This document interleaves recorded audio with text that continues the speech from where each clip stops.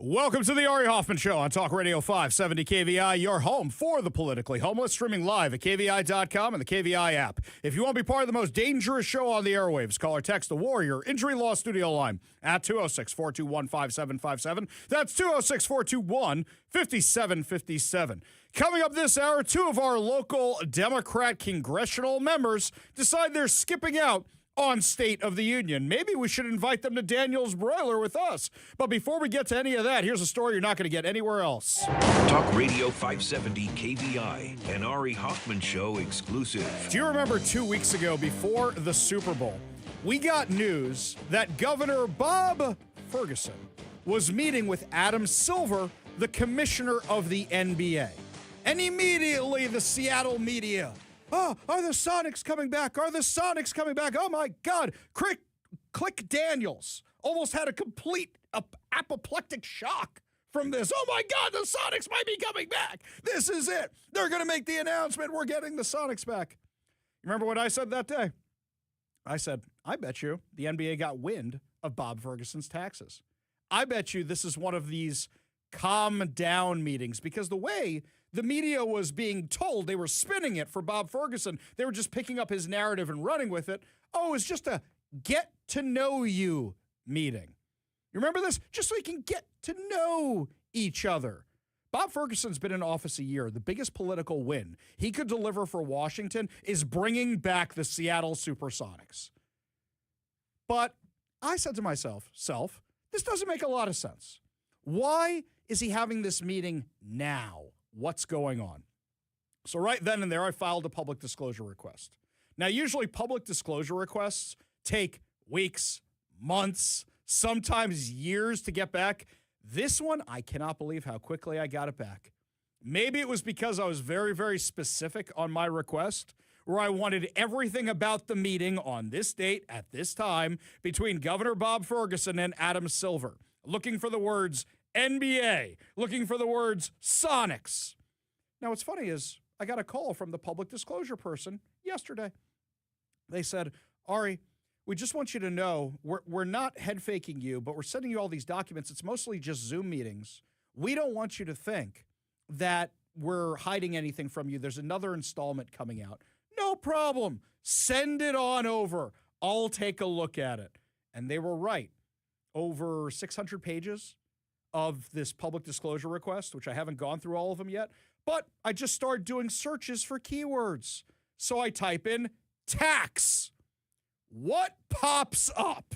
So it's Zoom meeting, Zoom meeting, Zoom meeting, Zoom meeting, Zoom meeting. So you better believe that now I've asked for the recordings of all those Zoom meetings. What's in the documents? Joe Imperkoven, who is Bob Ferguson's policy advisor, has apparently been in communication with Todd Lewicki, CEO of both the Seattle Kraken and Oak View Group, the lead investment group, working to bring the Sonics back to Seattle, and Samantha Holloway, owner and chair of the Seattle Kraken. Now, you may say to yourselves, what do the Kraken have to do with this? Why are they involved in this? Well, number one, you're going to have to share an arena, because that's where that's where the Sonics would go. It makes sense to put the basketball team in there. It doesn't make sense to put them in any of the other stadiums around here, so put them in there. But also, owners of sports teams, they're all buddies, and they all want to make sure they get the schedule the right way, and they don't tread on each other's territory, so everybody makes money, and you have to consult the other leagues because you want to make sure you're not taking away a piece of a pie. So here's what it says. Todd and Samantha want to share a few high-level points for your awareness ahead of your meeting with NBA Commissioner Adam Silver. Commissioner Silver is fully committed to returning the Sonics to Seattle, but emphasizes the importance of doing it right this time to ensure the team's long-term stability in the city. Now, what that basically means is, well, we want to make sure they have a nice stadium. We want to make sure there's an audience there for them. We want to make sure we have the TV rights, all that kind of stuff. We want to make sure we have enough sponsors. The commissioner will continue to refrain from making any public commitments until a formal deal is finalized. Success hinges on securing the right investors and ensuring the city's infrastructure and environment support sustainable success beyond the initial deal. Samantha, once again, that's the owner of the Kraken, highlighted several key factors they and the commissioner are closely monitoring. One, the high cost of maintaining a basketball team. Sure, you got payroll expenses, they need nice hotels, got to pay for flights, got to do transportation, coach buses, security. Absolutely, very expensive. Next, the impact of employer layoffs, i.e., fewer employees equals fewer ticket sales. You know what this means, right? What have we been talking about for months, if not years now?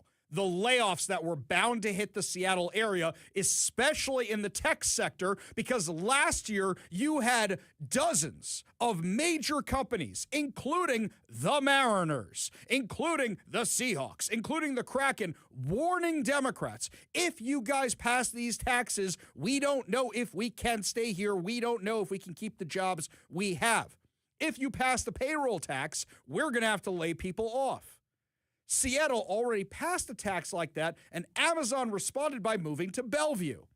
Now, where do we see all these layoffs? Now that they're hitting the entire state with it, the tech sector. They can blame AI all they want. There's plenty of things AI can't do. It's a convenient excuse. What's really happening is these companies are reacting to the taxes. They're hiring people elsewhere. Why are they not hiring them there? Here. And there's already been over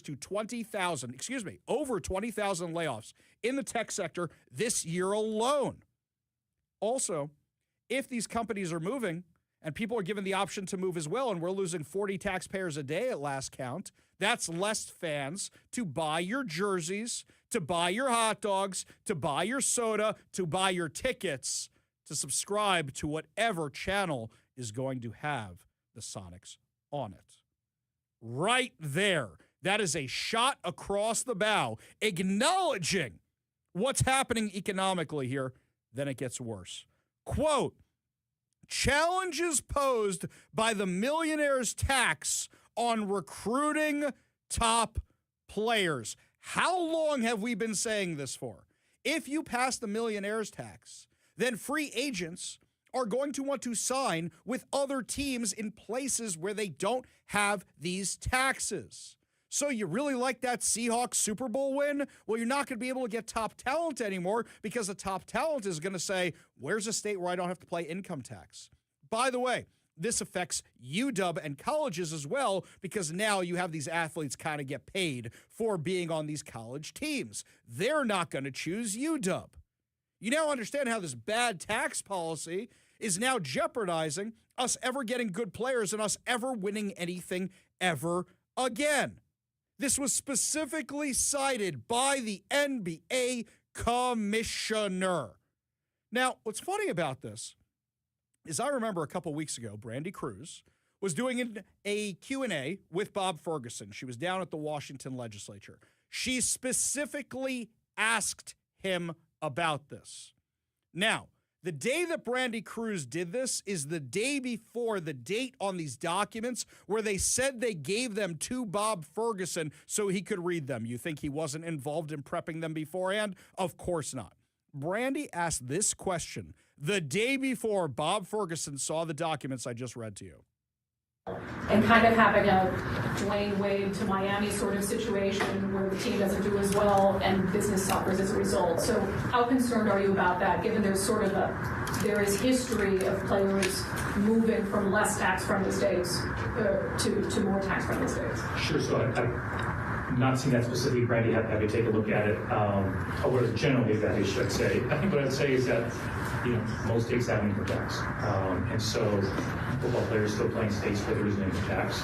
But that said, I think what I would say is that from my standpoint, and I think this is true for all of us who are working on this, by the way, is that we're trying to be thoughtful about what's the amount and who's paying it, what are the impacts of that. I had a meeting yesterday with folks in the business community to talk about that. So we're certainly aware of that.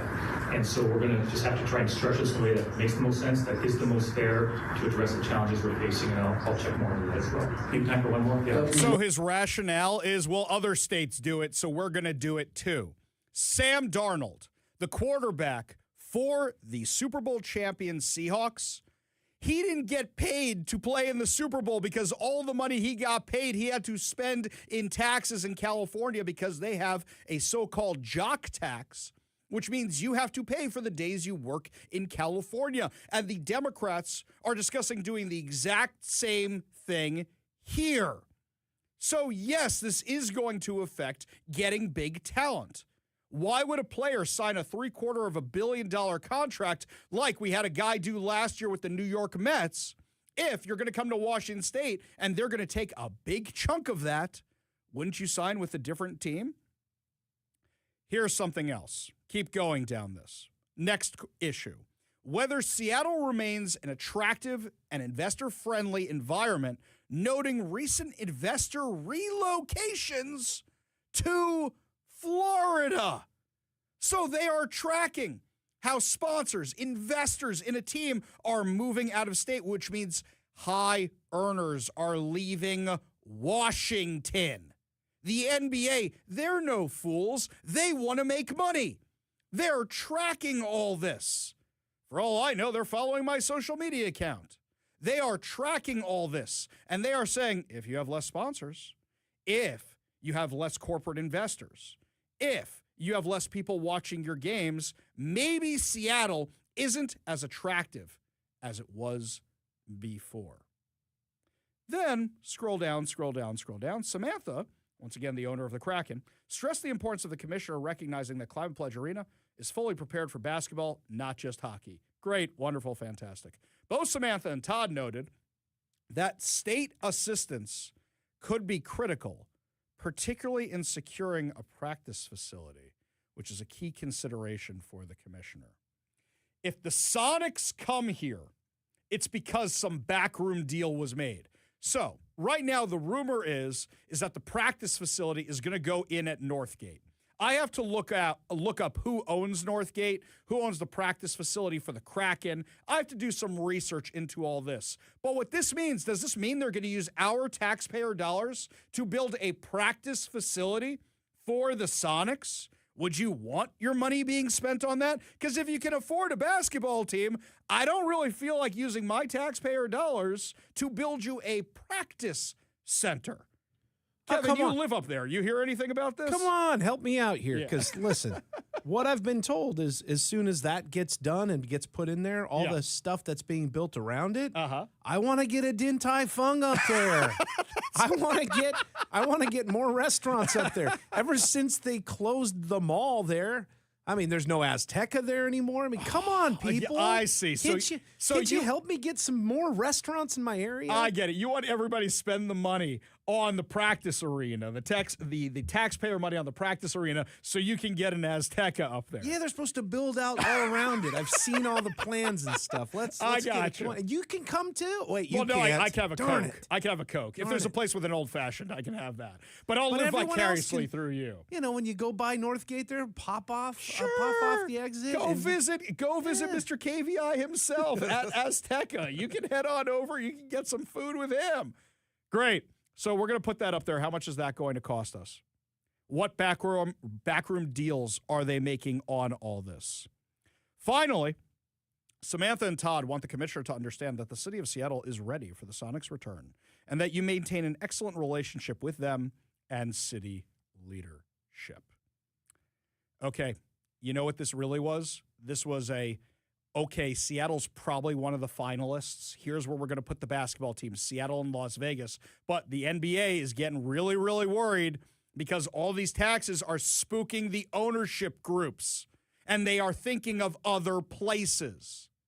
Now, when this news broke yesterday, and when the Seattle Seahawks announced that they're selling the team yesterday, people like me, people like Brandy, others in our world started saying, what's keeping the Seahawks here?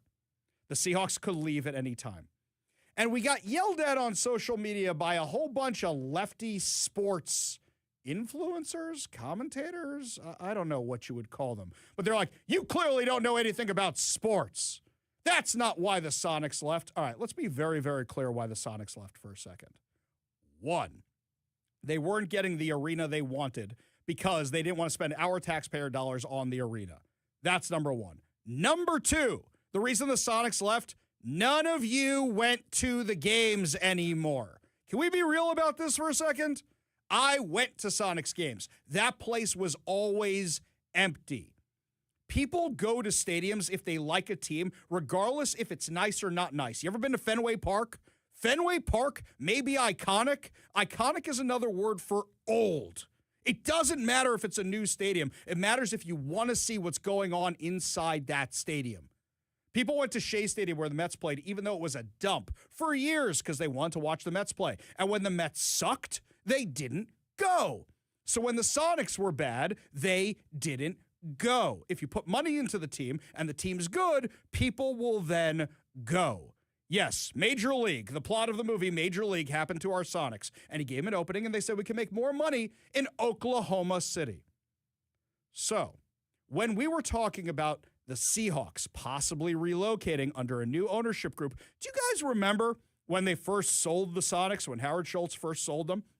And the new owner says, I'm not going to move the team. We're going to keep them right here in Seattle. What was it, a year later? 2 years later? Bye-bye. Look what they offered me over here. Bye-bye now. Now, you guys think this can't happen to us? Democrat Mayor Brandon Johnson made an announcement today. He's very, very upset. Why? Because the Chicago Bears are moving out of Illinois. The Chicago Bears. And that's the end of his political career, by the way. That's it. Youth, forget about all the crime, all the other problems. They are out of Chicago. Now, the new stadium is about 30 minutes away, just over the border in Indiana. So they're claiming we're still in Chicagoland. We're still in the area. Gee, why did they move out of Illinois and out of Chicago right across the border into Indiana? 'Cause it's cheaper. Listen to this mayor knowing his political career is over. Is my face straight? Okay. All right, let me keep a straight face here. The Bears belong in the city of Chicago. The Chicago Bears belong in the city of Chicago, right? And wrong. They belong to the ownership group. They belong to the ownership group. They don't belong to the city of Chicago. Otherwise, we would still have a team called the Seattle Sonics. I've said repeatedly that the door is always open for conversations, and Kevin Warren did call me yesterday. We didn't get a chance to connect, and I still firmly believe that their best position is in Chicago, and it's evidence. The evidence is clearly speaking for itself. Yeah. 5 years they've been trying to talk to you guys about this, and you guys haven't been interested in talking to them. So finally they go, we're out of here, which means yesterday the mayor found out about it and said, quick, I need to make an emergency phone call. Where were you the last 5 years? Oh, you've only been in office for 3. Okay, where were you the last 3 years on this? Why do you think they're moving? They're moving because it's more financially viable, but they want to keep their fan base, so they're not going very far, but they're just going over the border to get away from your taxes, to get away from your crime, to get away from your insanity. What, you think we can't have the St. Louis Seahawks? I hear they're looking for a football team to come back. There's other places that would want teams. You think there isn't the possibility of them leaving? Of course there is. And why? Because of the Democrats' disastrous tax policy. I have a question. Do you think the Democrats will finally wake up if the Sonics don't come here?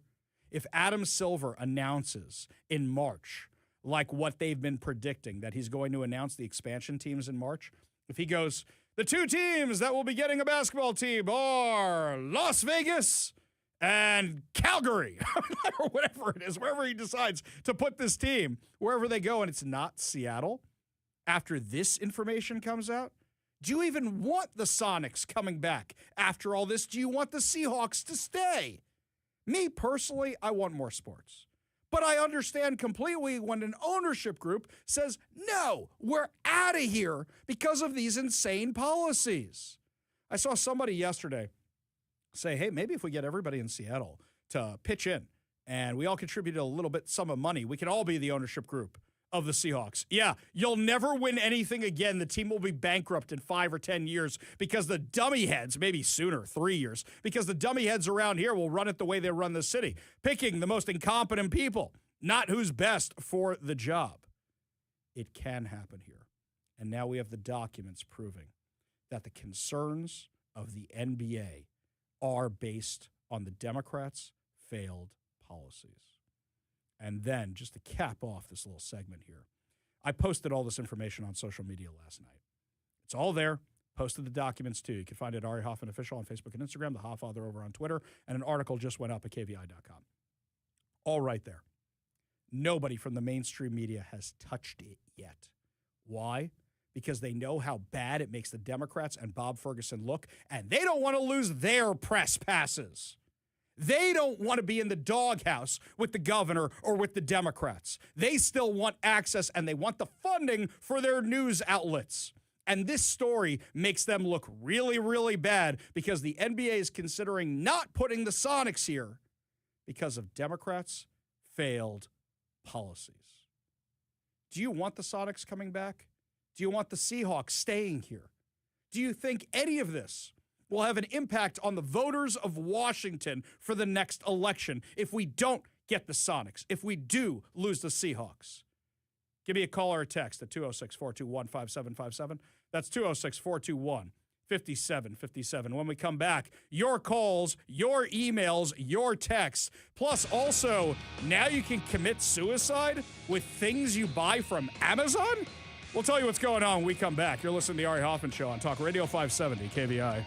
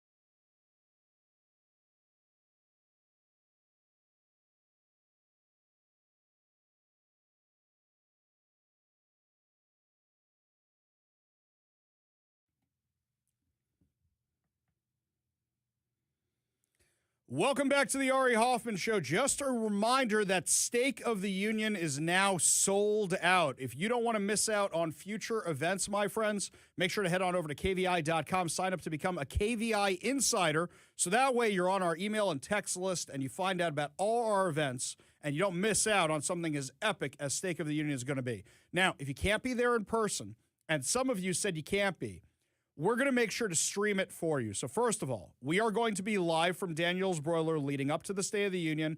That's from 3 to 6 p.m. right here on Talk Radio 570 KVI, streaming at KVI.com and on the KVI app. And, of course, we'll have the video going on all my social media platforms if you listen or watch the show that way. After the State of the Union, we're going to have an all-star panel with some of my friends, whose names you definitely know, analyzing our president's speech. Going to be a lot of fun. Plus, by then, I'll have had a couple drinks, so I assume it'll be even more fun because I can do that on streaming, not on air. So, anywho, make sure you are listening that day. We got a lot of reaction to this Sonic story. This from the 206. Thanks for the real talk on sports teams in Seattle. You're right. This town is diluted in La La Land. I'm sorry there aren't more hearing the real truth. I've been through this many times. I was around. I know exactly what will happen when the pilots left town. And guess what? It was the city's fault. Yeah. Isn't their stadium now a Lowe's near my house? Actually, I should say it's a Lowe's filled with drug addicts who are across the street at a homeless shelter or hygiene station. I was around when the city promised to get the first NFL NHL expansion from 6 teams, and Seattle was promised one then, passed over, took 60 years to finally get an NHL team. You are so right about the Sonics. I get upset when people blame Howard Schultz. So he's not an angel, but he tried to make it work, and he was cut off at the knees. Keep this up. Maybe if people listen, they will keep the Seahawks. Yeah, a lot of people feel the same way. This one here from Bonnie. Hey, Ari, I'm still not over them selling the Sonics in 2006, and they went to Oklahoma. I think this deal is dead. And is Seattle, wait, what does that say? Oh, Seattle is a shell of the city it used to be. And if Seattle isn't careful, they will lose our beloved Seahawks to another city. As far as I'm concerned, our Seahawks is the only thing where we can leave politics at the door. This is the things we're getting. People who this means a lot to them. This means a lot to them. Tell you what, guys, you want to do something and try and fix this? We're gonna do what we do here. So I put up a graphic on my social media. Bring back the Sonics, stop the Democrats' income tax. Right? Because, hey, the NBA is saying it's going to be a problem. The bill is actually Senate Bill SB 6346. That's the income tax. SB 6346. You can go on leg.wa.gov and you can sign in con against it, which means you don't want to be part of it. Or number 2, you can call 1-800-562-6000. That's 1-800-562-6000 and say no to Senate Bill 6346. If you don't remember the number, you just say no to the income tax.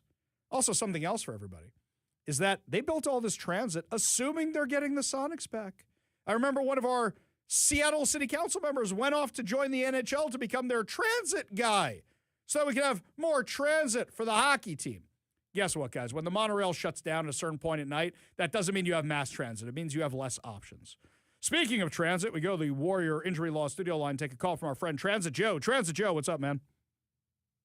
I got a crazy idea, and I need you to hear me out. I think Sound Transit should buy the Seattle Seahawks and use the profits to cover the car tabs for everybody. You think that sounds good? Okay. Let's do this for a second here, Joe. Let's be real. I know you like Sound Transit, okay? Number 1, I don't think taxpayer money should buy the Seahawks. Number 2, if they run it like they run Sound Transit, immediately the escalators at Climate Pledge Arena will be broken.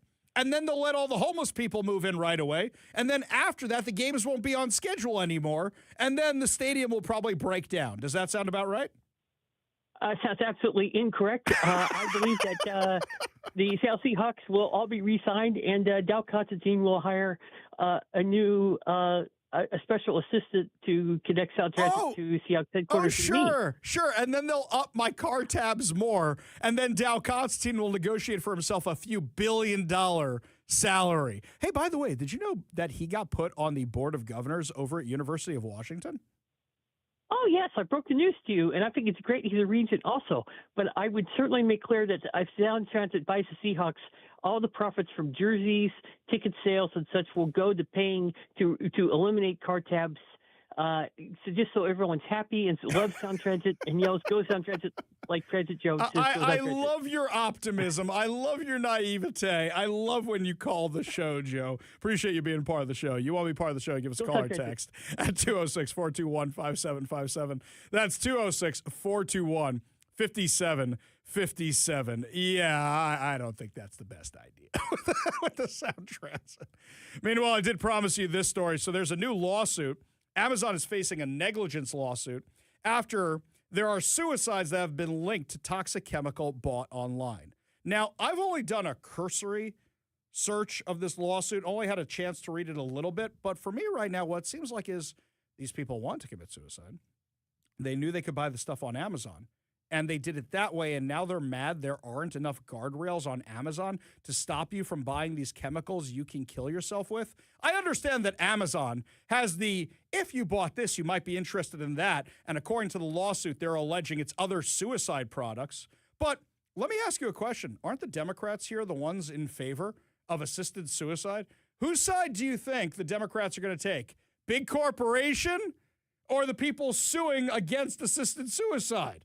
Oh, their heads are going to explode. Going to be fun to watch. You know what else is going to be fun to watch? The Democrats' reaction to State of the Union. We're all going to do it together at State of the Union. But a few Democrats won't be there when we come back, my friends. Some of our local congressional delegation says they are boycotting the State of the Union. I wonder if we can get them to come out to Daniel's Broiler. We'll tell you all about it when we come back. You're listening to the Ari Hoffman Show on Talk Radio 570 KVI.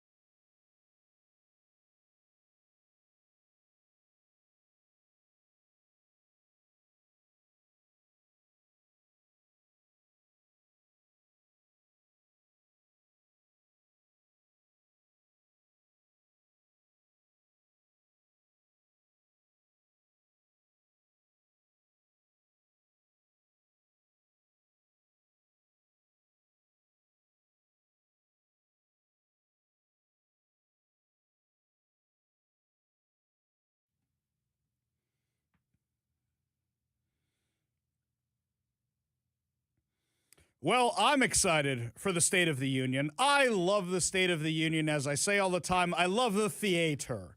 I don't care who the president is. It's always a lot of fun. Who's mad, who's happy, who's clapping, who's shaking hands, what stunts are they going to pull? Look, you could theoretically deliver the State of the Union and fulfill your constitutional obligation. by buying Congress a copy of the New York Post or the Washington Post or the New York Times. That's really it. All the rest of this is theater, and I love it. I'm so excited for it. And I'm glad we're going to have drinks at Daniel's Broiler. I plan on getting the executive order. Yes, the executive order is an old-fashioned. I hear we have some other fun drinks on the menu, like margaritas with extra ice in capitals. Oh, it's going to be, I don't want to spoil the rest of the drinks for you. It's going to be awesome at Daniel's Broiler. Now, for those of you who aren't going to be there, remember you can watch it on my streaming channels. Also, we're going to be broadcasting from 3 to 6 p.m. live right here on Talk Radio 570 KVI. You can also download the KVI app and stream at KVI.com. But apparently, the Democrats have run out of shtick. So 1 year with President Trump, what was it? They all wore white or something, right? I remember that nonsense. Last year it was the paddles. Do you remember the paddles?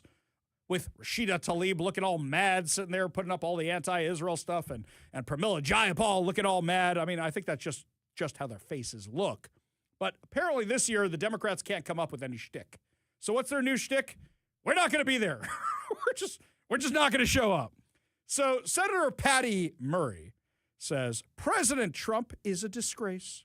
He's easily the most corrupt president in American history by a long shot. Hey, Patty, did you buy any of Hunter Biden's finger paintings? Yes? No? Maybe so? Just kind of curious. I'm not attending his State of the Union to listen to him ramble and lie. Instead, I'll be sharing the ways he's hurting hard-working Americans. Okay. You know what, Patty? I'm going to give you a microphone. I'll tell you what. I'm going to reach out to her office right after the show today, and they have the Request the Senator Attend an Event. Should I invite Senator Patty Murray to State of the Union? Yes or no? Give us a call or a text, 206-421-5757. That's 206-421-5757. You know what she's really worried about? She's worried about the fraud. She keeps demonizing all the people exposing the fraud. She's worried about it. She was out there again today, demonizing the people exposing the fraud. We need to get real for a second. We can't just assume a child care center is committing fraud because they won't let any random person show up, shout with a camera, and come in and demand to see the kids. Do we really want child care centers to let in any weirdo if they yell loud enough? Of course not. That is very dangerous. Still, President Trump is treating conspiracy like gospel today, and blind accusations are not accountability. Witch hunts are not oversight. Instead of more accountability, what we are seeing is more harassment of child care providers as self-appointed vigilantes. They show up with cameras, they bang on the door, they peep through the windows, and demand to see kids. That, to me, is deeply alarming. We do need accountability, absolutely, but that goes for everyone, including the president and everyone who's fanning the flames of conspiracy. Whoa, did she just call me a vigilante? That sounds really cool, by the way. Yes! I've waited my whole life to be Batman. Oh, this is great. I got the Batmobile car already with my Dodge Charger. I got Mr. KVI as a sidekick. We're going to swing from windows. We'll get some tights. Is Catwoman around anywhere? Catwoman or Poison Ivy? I haven't decided which one. Comic book, TV, or movie? Which one we going with here? Yes! We're vigilantes. Hey, Patty, Booby, let me tell you that you clearly have never actually seen the video. She hasn't seen the video because she doesn't know about the Quality Leering Center. You don't even have to go inside to know it's fraudulent. I have not shown up to any of these daycares, and I can tell you which ones are fraudulent. I've exposed a bunch of them online without even visiting the location because I can tell you whether or not there's a daycare at a location or not, whether or not they're registered with the Secretary of State or not, whether or not they're registered with the actual people who are supposed to be doing oversight of these places or not. You can check with the neighbors to find out if anybody's actually there. No, Patty Murray's mad because she's worried. She is worried that her ties might be exposed. I wonder if she has any ties to what's going on. I wonder if she knows about this because you know what? All this fraud doesn't happen without people looking the other way. That's what we found out in Minneapolis. The governor knew about it. The AG knew about it. The mayor knew about it. Ilhan Omar knew about it. Everybody was looking the other way. I guarantee that the fraud is bigger here in Washington and that now Washington lawmakers are petrified, which is why they're not even investigating it. Look, at least in Minneapolis, some people went to jail. Here, the auditor, nope, we're not going to investigate it. Never mind the fact that we found millions of dollars unaccounted for. AG, not going to investigate it. You're a bunch of racists. Bob Ferguson, not going to investigate it. Katie Wilson, not going to investigate it. And you're a bunch of racists. Oh, now we're vigilantes. Now we're serial harassers. Wait, which one was it? It was Lori Jenkins, Speaker of the Washington House, that said we're out there attacking daycare workers. And when I called her out on it, her office said, no, you read the transcript wrong. I'm like, oh, give me a break. Well, Patty Murray is not the only one who is going to be boycotting the State of the Union. The other one who says she's not going to the speech of President Trump, our very own Democrat from Hamas, Pramila Jayapal. She says she's not going either. Today, she put up a video saying she's checking on the ICE detention facilities and they won't let her in. Well, yeah, you're not going to let them bring, escape tools over to your friends in Hamas, your terrorist buddies who might be in there. Of course not. So, should we invite Pramila Jayapal and Patty Murray to State of the Union? Hey, I'll let them be on the All-Star panel. What do you guys think? Should we invite Patty Murray and Pramila Jayapal to be the counterpoint at State of the Union? Give us a call or a text at 206-421-5757. That's 206-421-5757. Lee says, oh, yeah. I just imagine the Kool-Aid man. Oh, yeah. Invite her, this one from John in Lakewood. Invite her, but she has to answer questions. Ah, yes. Oh, this one's not nice. All right, I'm taking out the name calling, but yes, please invite Patty to State of the Union. That's from Sandy. Yeah, this one here. Ari, yes, invite her. This is from the 206. If she orders a steak, ask her if she hates cattle. Julie says, Ari, please do invite Patty Murray to the dinner. Very good, very good. Dude in BC says the Batmobile is a Lincoln. Okay, let me be clear about this.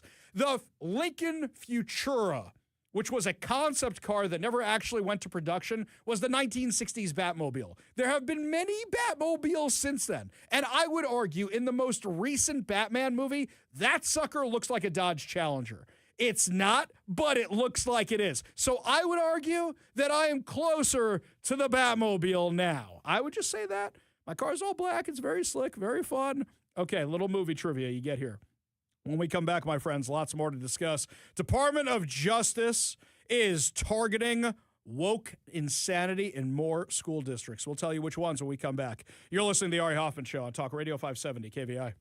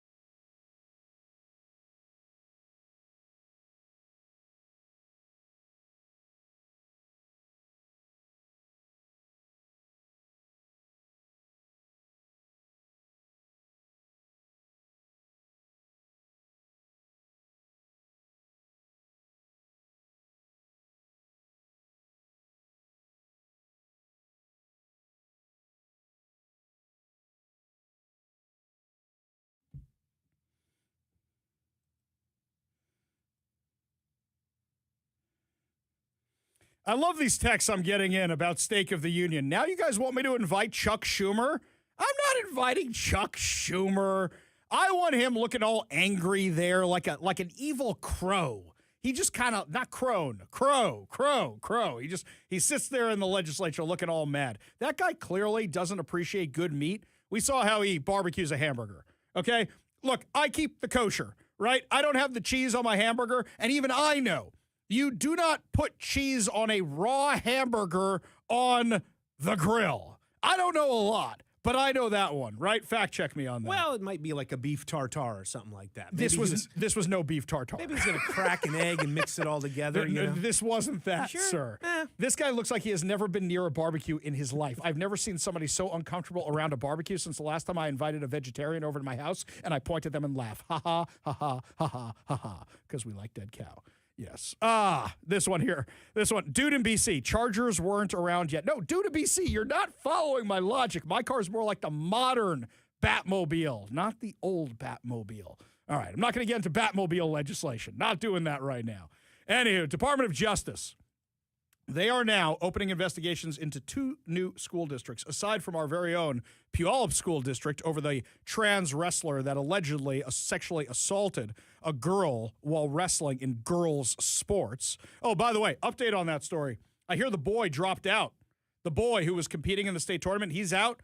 And now a girl who should have been there in the first place is going to be the one who's going to take his spot in the tournament. Great news. Huge news. Also, I think Brandy reported earlier this week that now there might be charges coming against that boy. We'll find out. We'll follow it.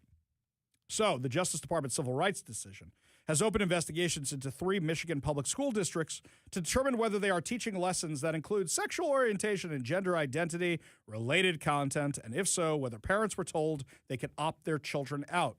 Because don't forget, my friends, we had a Supreme Court case which said you have to allow an opt-out. People do not have to learn this garbage. Hey, if all these school districts are having all these financial problems, maybe we should just stop teaching this stuff? What's the point of having it in the schools? The districts under review are the Detroit Public Schools Community District, Godfrey Lee Public Schools, and the Lansing School District, which the department collectively described as Michigan school districts. The inquiries will focus on instruction in grades pre-K through 12, according to the department's announcement. You know, I kind of wonder how the DOJ got wind of this. Let's remember it was a Muslim family that said they didn't want their kids learning this stuff. Muslims, typically, very traditional. Michigan, big Muslim population, especially in places like Lansing. I wonder if the Muslim population is saying, we don't want this stuff in the public schools. Now the Democrats are between a rock and the hard place. We know that they do anything the Muslim community wants, especially out there in Michigan, but they also want to push their DEI agenda. The districts under review apparently were teaching grades pre-K through 12, this kind of stuff. Why do you need to learn about this stuff in preschool, kindergarten, first grade, second grade, third grade, fourth grade, fifth grade? When was my first sex ed class? Was it sixth grade? Something like that? Now, listen, boys, I think it was the coach. Your body's going through changes.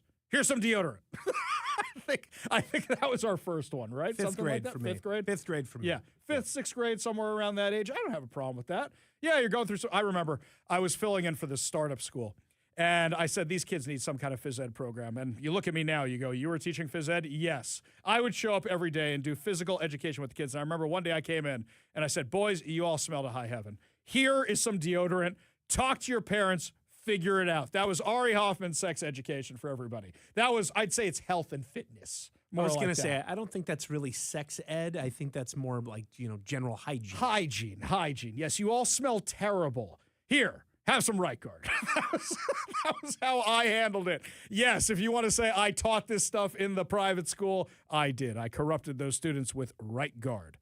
If investigators find the districts are providing what the department called sexual orientation and gender ideology content in the classrooms, the probe will examine whether families were informed of their right to excuse students from that instruction. The investigations will also assess whether districts restrict access to what the department described as single-sex intimate spaces, including bathrooms and locker rooms based on biological sex. Yes, absolutely. Investigate away.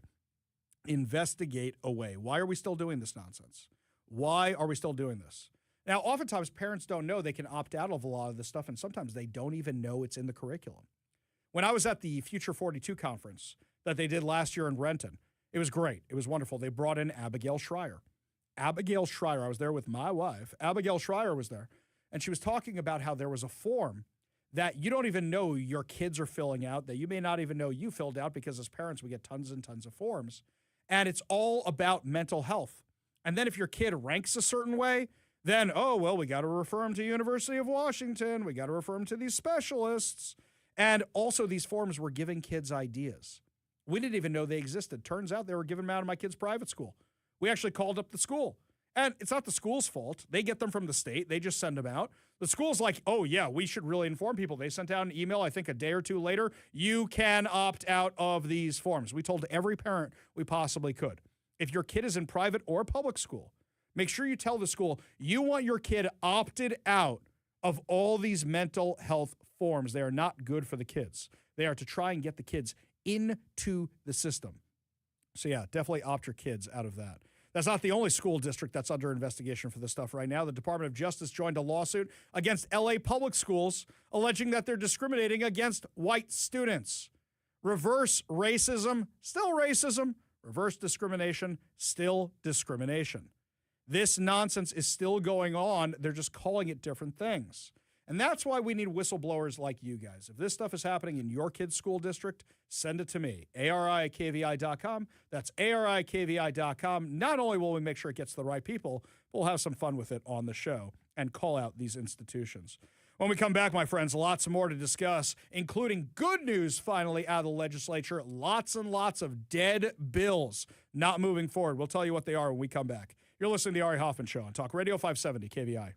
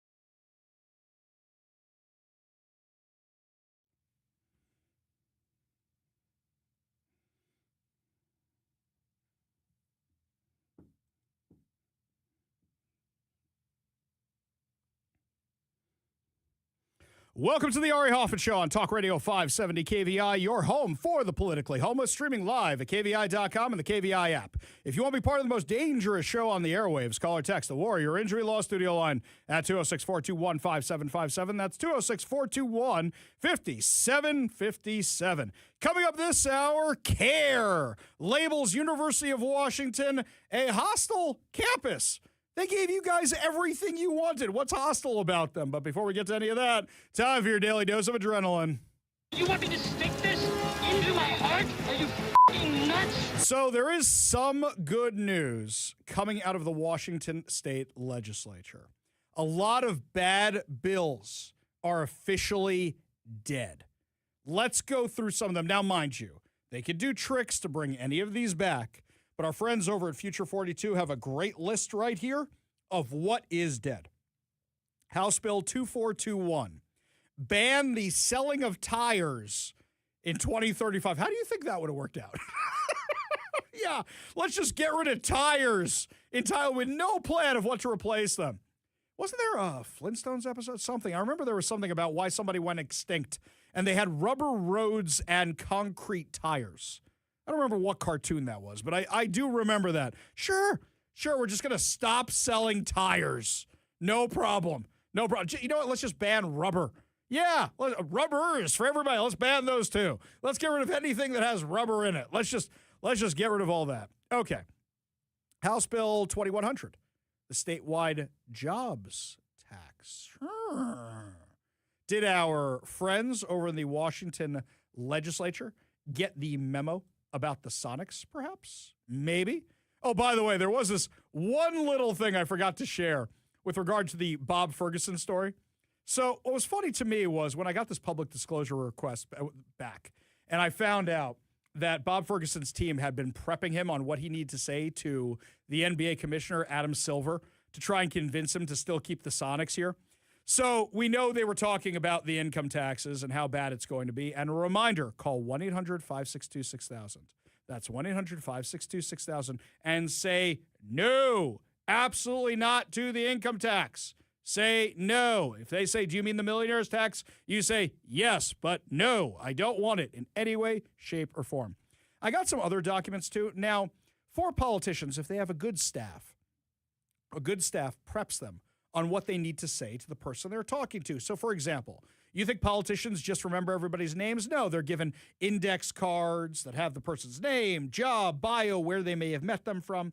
So what was funny to me was in this public disclosure request I got back, it had the information they gave to Bob Ferguson for what he should say to NBA Commissioner Adam Silver. And it kind of reminded me of an old SNL skit. You tell me if it reminds you of this too. Okay, here we go. We'll start at the top. It says, here's when it was given to him, who prepared this. Topic is the meeting with Commissioner Silver, Thursday, February 5th, 11:15 on Zoom. Staff is not going to be attending. Okay. Executive summary. This phone call is for you to introduce yourself to the commissioner. Thank you. Excellent. Thank you. I know I may not like Turd Ferguson, but he's a little smarter than that. All right, 2. You have great interest in bringing the Sonics back to Seattle.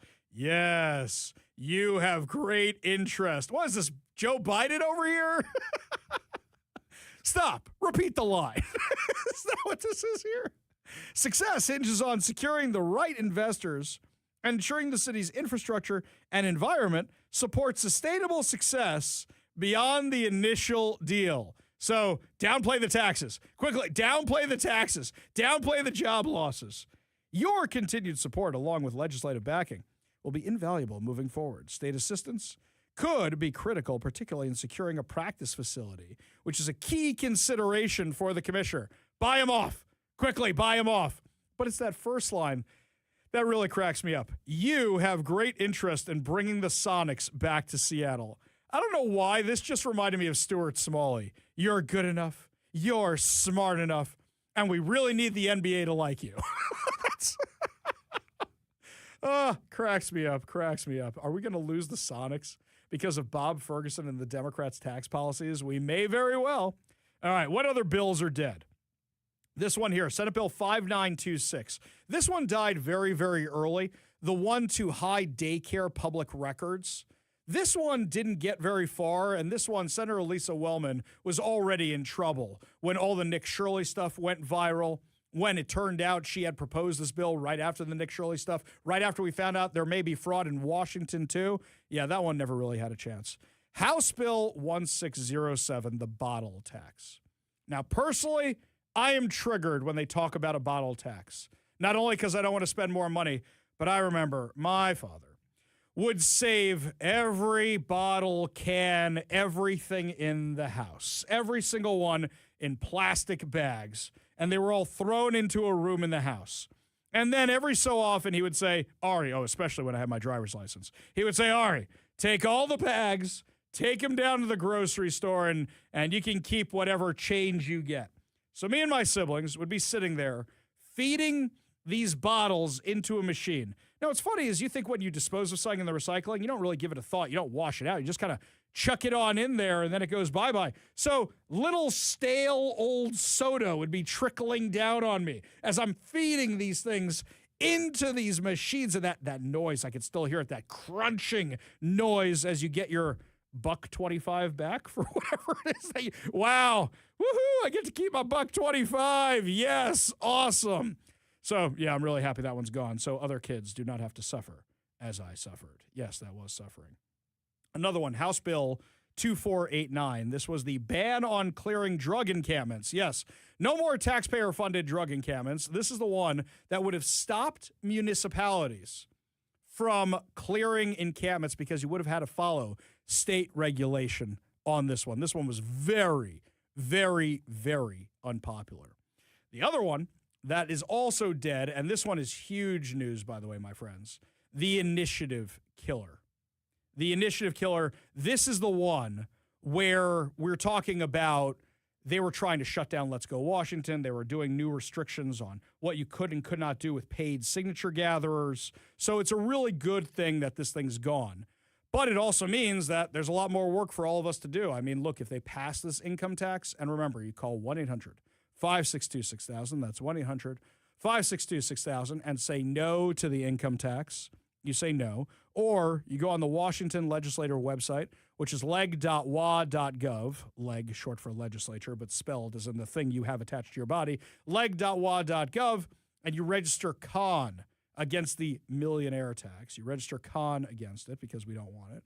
So the initiative killer, according to the Center Square about this one, sponsored by Senator Javier Valdez, cleared out of the Senate State Government Tribal Affairs and Election Committee last month, but on Tuesday, Senate Minority Leader John Braun said the bill was not expected to advance ahead of Tuesday's cutoff for bills. By 5 p.m. on February 17th, all non-budget related bills need to have passed out of their chamber of origin. House bills must be passed by the House. Senate bills must pass by the Senate to remain alive for the session. Bills that fail to pass by this date are generally considered dead. Senate Bill 5973 would have required a minimum of 1,000 signatures to be submitted to the Secretary of State from those who support the measure before the issue is given an official title and signature gathering can begin to ensure viability on the issue. Tell me about all your dumb bills you guys propose that never have a chance, that are not viable. But you just propose them because you want to make it look like you're doing something and you want to fill up the news feeds of your social media accounts. You know what I think? I think you should need 1,000 signatures before proposing a bill in the legislature. How about we try that? That's what our friend Jim Walsh tried to do. You know what? If you really want to reform the initiative process, there's one way you can do this. There's one way. Have the Supreme Court weigh on it before we go to all the trouble.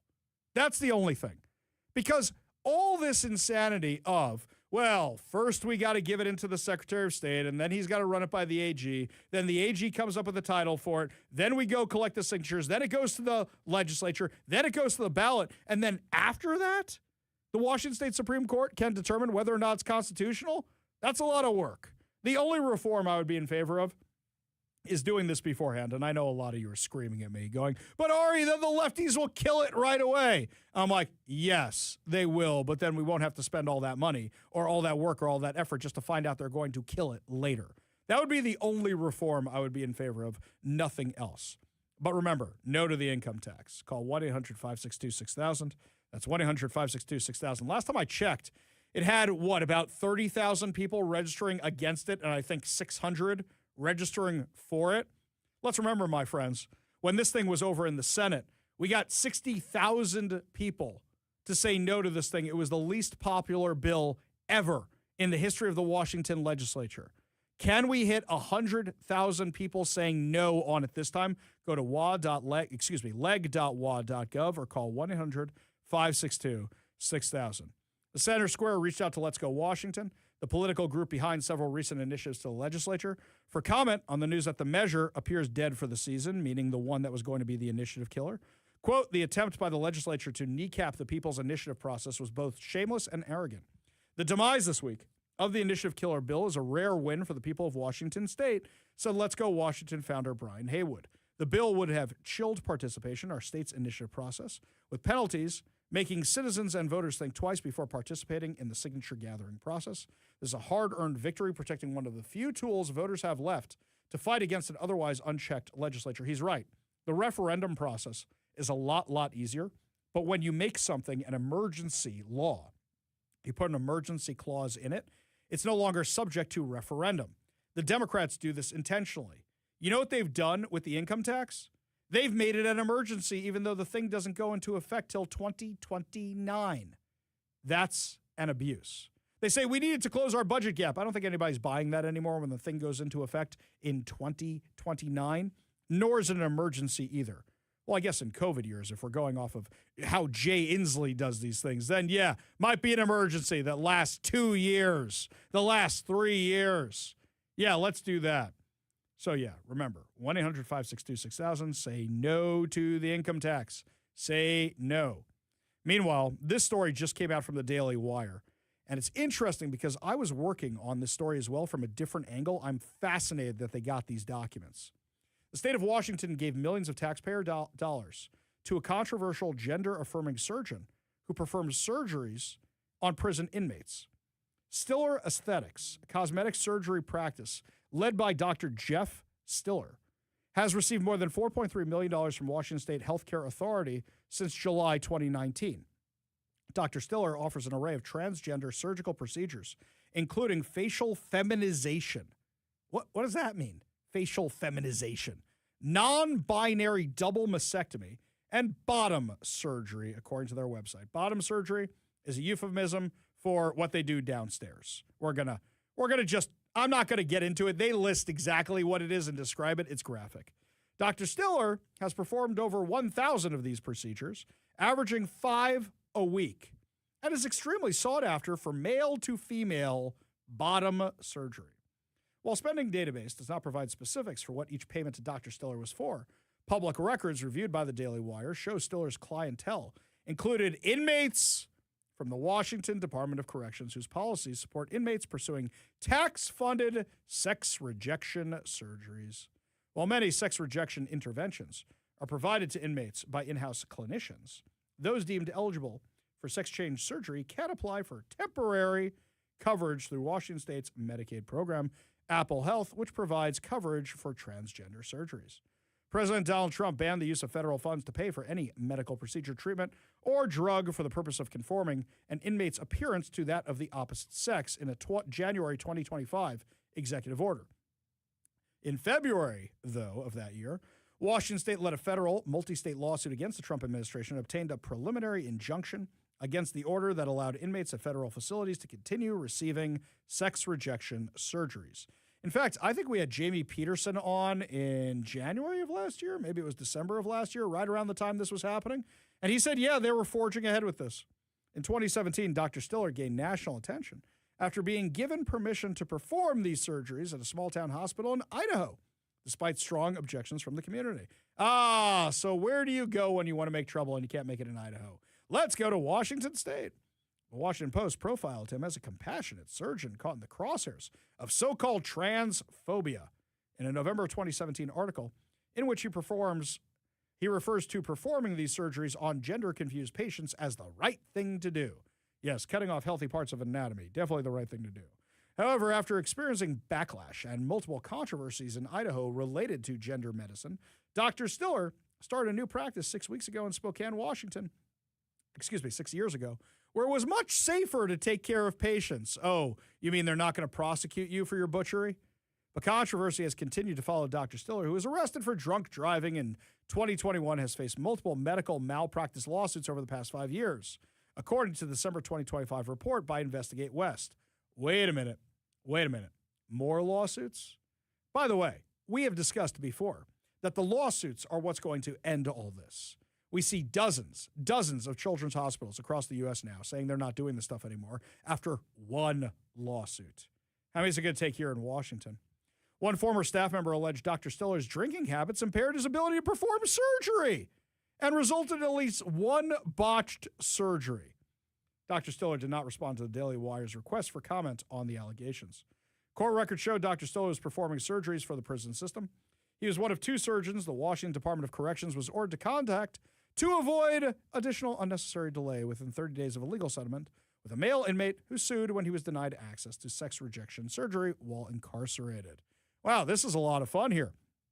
Within 30 days of receipt of the evaluator's report, the Department of Corrections will contact Dr. Jeffrey Stiller at Powell House Surgeons, Pullman, Washington, and Dr. Daniel Doogie at the Oregon Health and Science University, Portland, Oregon, to determine which surgeon has the earliest availability for gender-affirming surgery. Yeah, because we don't want you to be delayed with your gender-affirming surgery.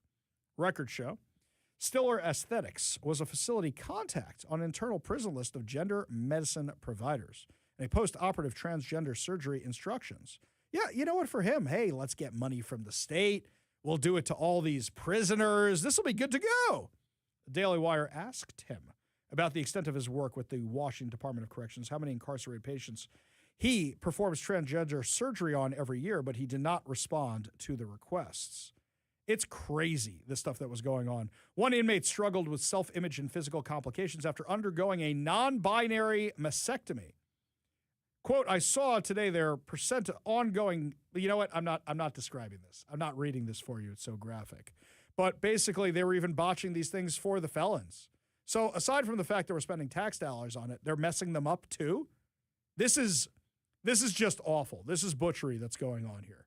It's crazy. We're looking out for the felons now. We look out for the trans felons that they're getting these botched surgeries from this drunken doctor. Also, we don't want our taxpayer money being spent on this in any way, shape, or form. It's beyond crazy. Yes, this is why they need the income tax. So they continue paying Dr. Stiller for trans surgeries for inmates, felons in our Department of Corrections. That's what they want your money for. We don't have a revenue problem here in Washington. We have a spending problem here in Washington. Other problems we have in Washington is the University of Washington has been declared a hostile campus, not by the Jews, but by a group linked to terrorists. We'll tell you what's going on when we come back. You're listening to the Ari Hoffman Show on Talk Radio 570 KVI.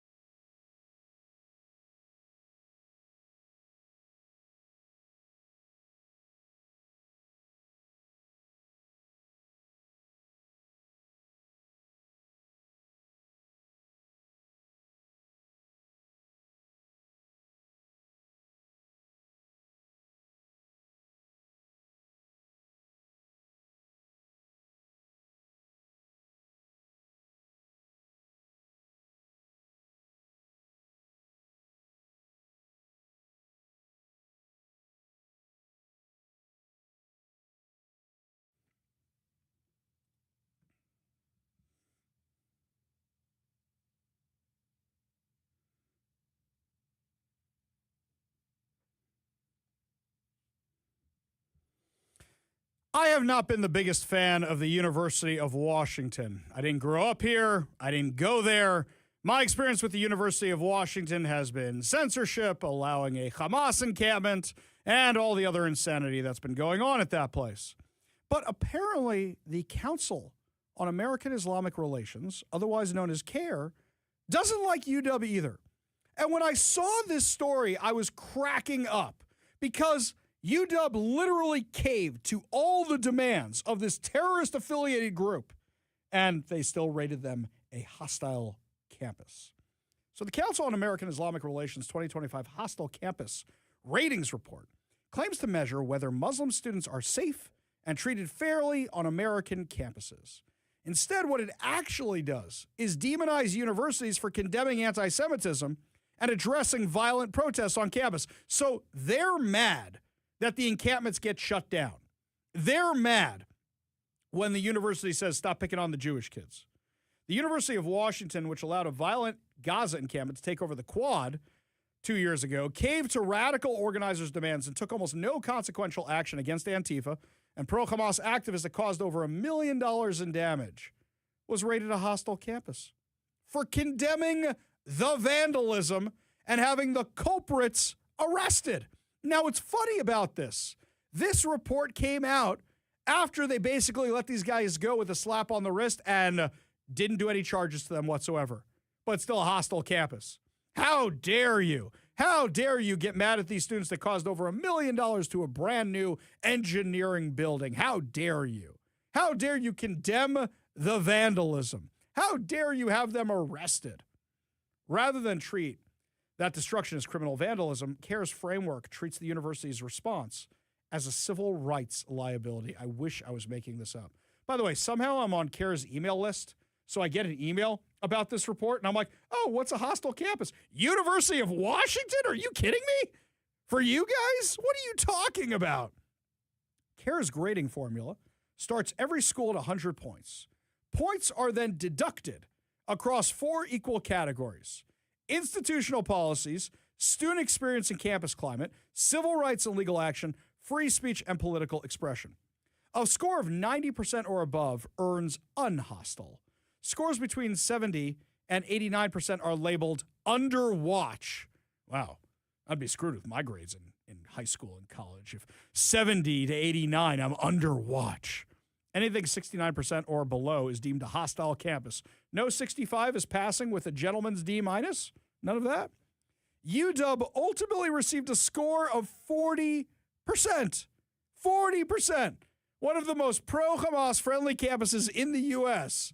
was rated a hostile campus for the people who are the pro-Hamasniks. After the engineering building occupation, UW officials publicly condemned the destruction, triggered a 5-point deduction for triggering the $1 million, for calling out the $1 million in damage. And when they defended calling law enforcement, they lost more points. Arrests of those responsible cost them 10 points. During the engineering building occupation, police cleared the building and made the arrest. UW was also penalized for making policy changes without consulting the students who were arrested and the student groups behind it. So you've already lost 20 points. Guess what, guys? You're already under watch. You're already a problem. In the aftermath of the encampments and the building occupations, many universities updated protest rules, clarifying time and place restrictions. Guess what? That loses you points. That loses you points. Sanctions or suspensions trigger another 10-point deduction since UW pursued disciplinary measures against students involved in the occupation and vandalism. The score was lowered even further. So they didn't discipline anybody after they caused $50,000 in damage to the Husky Union building, which is their big student union. They didn't do anything for the Gaza encampment, nothing at all. Didn't do anything when they occupied the administration building. But how dare you arrest the people that caused over $1 million worth of damage and redo your policies? Not a single school in the report qualified as unhostile. Not one. The average score was below 40%. Several high-profile universities received single-digit or low double-digit scores, including many that allowed their campuses to be taken over by radicals supporting Islamic terror. CAIR has been linked to terror groups and identified by the Department of Justice, Office of the Inspector General, as an unindicted co-conspirator in the United States versus Holy Land Foundation terror financing case, the largest terror financing trial in U.S. history. As part of the Muslim Brotherhood's Palestine Committee, an entity formed to support Hamas in the U.S. Maybe it's a good thing these guys don't like University of Washington. Maybe there's hope for UW yet. CAIR's National Executive Director and co-founder, Nihad Awad, said he was happy to see Palestinian terrorists breaking the siege after Hamas's October 7th massacre of Israeli civilians that left 1,200 people dead and over 250 taken hostage. Following the comments, the Biden administration removed CAIR from its White House task force on anti-Semitism. Wait. You put the terrorist-affiliated group on your anti-Semitism task force? Oh, thank God the Biden administration's gone. We go to the Warrior Injury Law studio line, take a call from David and Lacey. David, what's going on, man? Hey, Ari. Hey, just letting you know that I am a nurse at Multicare Tacoma General Hospital, and we got the email a couple of weeks ago that no more gender-affirming care at any multi-care institution because they're afraid of losing their funding. Can you do me a favor, David? Can you forward that over to me? I'll block out all your information. Can you forward that to ARI@KVI.com? I sure will. Thank you, man. Appreciate that. And also, I think we should inundate the NBA commissioner with emails, phone calls, with if there's a income tax. Yeah. To bring the Sonics back to Washington. Well, here's the thing. You're going to laugh about this because, David, I know you listen to the show. And you know that whole mess where me, Brandy Cruz, and Jonathan Cho were denied press passes to the Washington legislature? So last night, I went on the NBA's website to find the commissioner's information so I could send him a request for comment. Apparently, you are not allowed to send a request for comment to the NBA unless you are a credentialed media for the NBA. So last night, I had to apply. For credentials to cover the NBA just so I could ask this question. However, if I do get the information, I will for sure give it to everybody so you guys can give your thoughts on what's going on with the Sonics. David, appreciate the tip. Don't forget to send me that email, ARI@KVI.com. That's ARI@KVI.com. And send any others you get that are within that orbit. I'm sure we'd love to see them. Appreciate the call. Appreciate you being part of the show. You want to be part of the show, you give us a call or a text at 206-421-5757. That's 206-421-5757. Yeah, my friends, a lot of you work for these companies. And when you get tips like this, send them on over to us. We will conceal your identity. We will hide your identity. Send it on over to us. We would love to see this kind of stuff. Lots more to discuss as the show continues. When we come back, my friends, another flex event here in Washington. Is the government or the utility company going to start turning down your thermostats again without you knowing about it? I'll tell you all about it when we come back. You're listening to the Ari Hoffman Show on Talk Radio 570 KVI.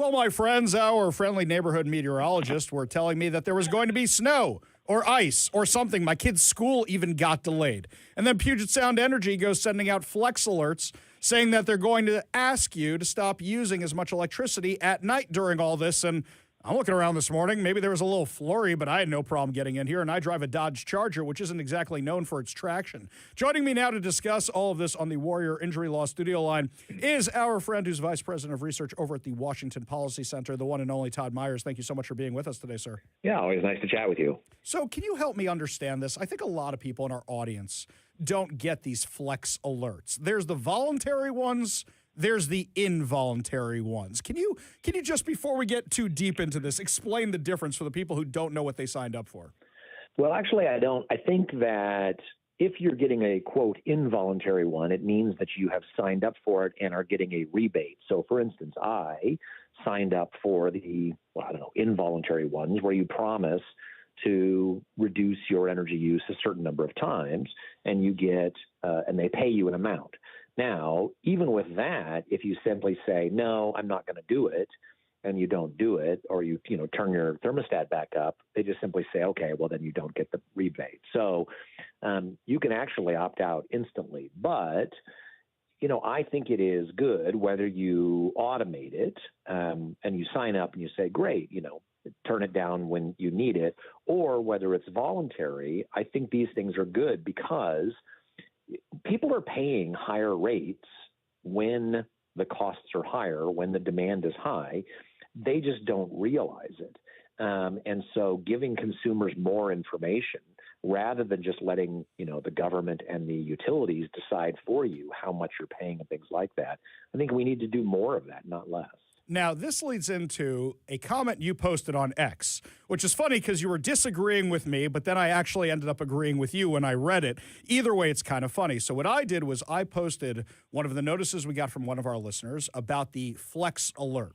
Now, this one is saying, please join your neighbors in reducing energy usage tomorrow, meaning today, from 6 p.m. to, this was for yesterday, from 6 p.m. to 10 p.m. And I wrote, how bad is our power infrastructure that Puget Sound Energy is asking people in the greater Seattle area to turn down their heat for one night of below freezing temperatures? You wrote, Ari correctly highlights that our energy generation is less reliable than it should be. However, consumers need to take more control of their energy use and should be rewarded when they conserve at times of high cost and high demand. We actually need more alerts like this. And I find myself agreeing with you. So if you are thinking of some kind of reward, what incentive structure would you suggest? Well, the way rates are set right now is that the Utilities Commission and utilities go behind closed doors and they say, how much do you want? Here's the rates. And the Utility Commission says, okay, that's too high. And the utility says, okay, well, how about this? And they say, great. And they come out and they go, okay, we've set your rates. And the public goes, well, how did you do that? And it's like, well, we set it and here's what you're going to pay now. As long as that's the case, then the costs of bad public policy are hidden because people don't see the cost. If you ask people, how much do you pay a month in your utility for electricity? A lot of people don't know, and they certainly don't know what behaviors they use and have that cause their energy rates to go up. So what I want is more opportunities for people to say, oh, okay, costs are high now, costs are low now. Oh, here's where I'm using my energy. Here's what's costing me and those sorts of things. Because then it's not just, government setting your prices and you just along for the ride. We need more people to be involved. So that's why I want more notifications like that. And ideally what I want is people to see even the prices that they're paying. I want more transparency so people can make their decisions. And if they want to use electricity, they should. When it's cold, turn on the heat. But if they can save energy, they should and save money. You might remember this study. It was years and years and years ago, before I was even in this world. There was some study I seem to recall where conservatives were more likely to recycle because it was cheaper. Yeah. And if it's good for the environment, sure. It kind of, what you're talking about kind of reminds me of that.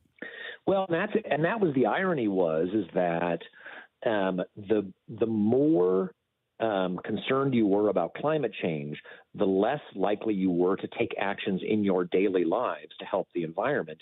And the less concerned you were about climate change, the more likely you were. And the reason is that I think, a lot of people on the left, certainly not all, but they're more likely to sort of outsource environmentalism to the government. Conservatives care about the environment, but we take the personal responsibility. And so what happens is that when you get these flex alerts, because consumers have been sort of locked out of the system for so long, you feel like it's being imposed upon you, I think, which was your reaction and the reaction I get from a lot of people, which is, hey, wait a minute, you're the ones in charge of this system. Why are you putting the burden on me now to make up for your bad decisions? And I certainly understand that. But ultimately, I think we ought to take advantage of that, sense of responsibility and opportunity to save money and get people more involved rather than outsourcing the environment to the government, who, as we know, does a horrible job of caring for the environment. Yeah, I completely agree. And you make some absolutely great points. We're talking with Todd Myers, who's the Vice President of Research over for the Washington Policy Center. And switching gears for a minute, just because you and I are both sports fans and because you're also really good with the math where I'm not. So let's look at the impact taxes might have on sports. And I found these documents yesterday that show, hey, wait a second, the NBA is looking at that millionaire's tax. And then, of course, there's the payroll tax. And then you've got all these tech companies laying everybody off. At some point, the math isn't mathing for a sports franchise to consider coming back to Washington. And maybe another sports franchise may say, hey, I see those Bears are heading on over to Indiana. Maybe St. Louis wants a football team. What are your thoughts on all this? Well, there's no doubt that players, free agents go to where the taxes are less. And I think a lot of people saw that. I think Sam Darnold actually ended up paying for the privilege to pay in the Super Bowl because he paid more in taxes to California than he got for the Super Bowl victory. So we know that there are players who choose where they go based on the taxes. Now, that doesn't have to be everyone, and there's a lot of other rules. So it's not 100%. But, for instance, the city of Seattle is talking about creating an income tax. And if the state does an income tax, well, having your stadium in Seattle costs a lot of money for those players. So it's not the only factor by any stretch of the imagination. But to say that it isn't a factor is just, I think, silly and is contradicted by numerous players who have actually talked about their concerns. And in fact, there was recently in Massachusetts, which passed a similar income tax, what they call a high earners tax. There was a hockey player who went to North Carolina and said, yeah, I'm here because the taxes when I played for Boston were too high. So this is a real thing. Oh, it really is. And now that we pay college players, sort of, I think that's going to be a factor, too. And don't forget all the drama we just had over at the University of Washington regarding this kind of stuff. Yeah, I don't think the left has really realized what they have unleashed here. Todd Myers, just before we let you go, predictions for the Mariners this year, because I know you're a big fan. Yeah, I think they're going to. I think their team is great. I really like the new infielder they got from the St. Louis Cardinals. So I think their team is stronger. Having Josh Naylor for a whole year is going to be great. So I'm glad they're going to win the West again. They were basically one pitch away from the World Series, so I think they'll make it. See, and people say that us political people can't do sports discussions. I think this is the most informed sports discussion you're going to hear anywhere in our area today. Todd Myers, Vice President of Research for the Washington Policy Center, thank you so much for joining us today. Really do appreciate it. Yeah, always nice to chat with you. Always a pleasure, buddy. We got a whole lot more to discuss.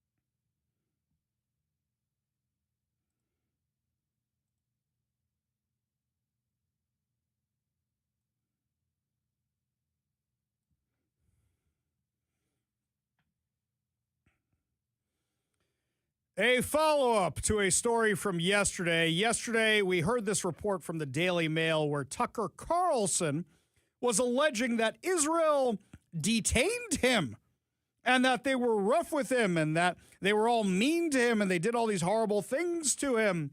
And I said at the time, there's no way any of this is true. First of all, anybody who's been through Israeli security before knows exactly what it's like. They ask you questions about everything, including your underwear, because they take security very, very seriously. The Israeli that you usually get will usually do something like this. What's your name? Where are you from? Where were you born? What synagogue do you go to? What church do you go to? What are you doing here? Why are you here? Are these your bags? Did you pack your bags? Did you take any items for anybody? Are you bringing any gifts for anybody? Yeah, it's a little bit more involved because, you know, they take terrorism very, very seriously. It's a little bit more involved than the TSA agent who says, pre-check, pre-check, do you have pre-check, pre-check, pre-check, pre-check, pre-check, clear, clear, pre-check, clear. Little bit more involved than that. So when everybody found out that this entire report that Tucker Carlson alleged was completely bogus, everybody made fun of him. He claimed men who identified themselves as security took our passports, hauled our executive producer into a side room, and then demanded to know what we spoke to Ambassador Huckabee about. He described the experience as bizarre, adding that his team was now out of the country. Well, what's funny is everybody weighed in on this. Huckabee posted on X saying everyone who comes in and out of Israel has passports checked and routinely asked security questions.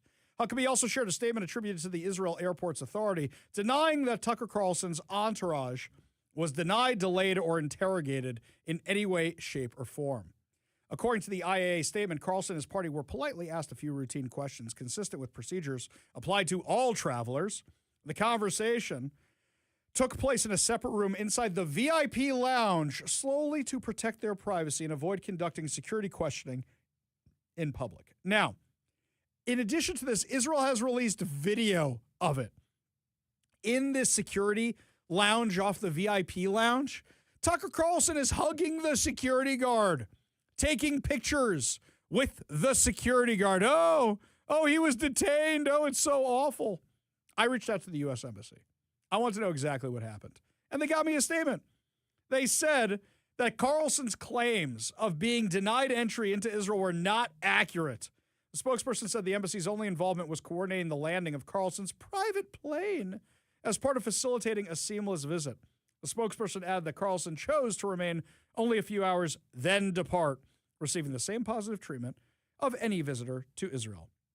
The interview took place at the VIP airport lounge. The same passport control questions that countless visitors to Israel, including Ambassador Huckabee and other diplomats, receive as part of normal entrance and exit. When I saw this video, when I saw the pictures, I said, I've never seen that part of Ben Gurion Airport before. Where is that? It's where the private planes land, because you still have to go through security. Just because you come in a private plane doesn't mean you ain't getting security because they're worried about what you're bringing into the country. But Tucker Carlson is on video hugging these guys, taking pictures with these guys. Oh, such a rough landing. Did you not like the hors d'oeuvres they had in the VIP lounge? Did you not like the drinks? You know, Tucker, normally when people go to Israel, they go see the sites. It doesn't have to be the Jewish sites. Go see the Christian sites. You talk all the time about how Christian you are. Why didn't you go see the sites? You claim that Israel's doing all these awful things? Go take the tour from the Palestinian Authority if you want. No. He landed on a private plane, saw the VIP lounge, did an ambassador interview with Huckabee, and then was out of there. That was it. But he wanted a few clicks. So I figured, let's demonize Israel in the process. Let's just do a few clicks. Former Israeli Prime Minister Naftali Bennett blasted Carlson on X, calling him a chicken. Well, I can't say the rest of that on air, accusing him of staging the visit for optics and fabricating the airport incident. Bennett said Carlson didn't even step foot in the country, then made up a story that he's supposedly being harassed by our security before returning to his private jet and departing. What a rough life. David Friedman, former U.S. ambassador to Israel during President Donald Trump's first term, wrote that Carlson's decision to remain at the airport was obviously intentional and a missed opportunity, given what he said were invitations to visit sites around the country. Since leaving Fox News in 2023, Carlson has launched an independent program, The Tucker Carlson Show, where he has amplified guests who have made anti-Semitic claims, ranging from Daryl Cooper to Nick Fuentes, who has called himself an admirer of Adolf Hitler. While talking to Fuentes, Carlson said Huckabee was seized by a brain virus of supporting Israel, adding, "I dislike Christian Zionists more than anybody, he said. At Turning Point USA, founder Charlie Kirk's memorial service, Carlson suggested that Israel was behind the conservative commentator's assassination. Advocacy group Stop Anti-Semitism named Carlson its Anti-Semite of the Year in December of 2025. Talk about a brain virus, by the way. That seems to be what Carlson has. You know the craziest thing Tucker Carlson said? Was that he was attacked by demons in his sleep.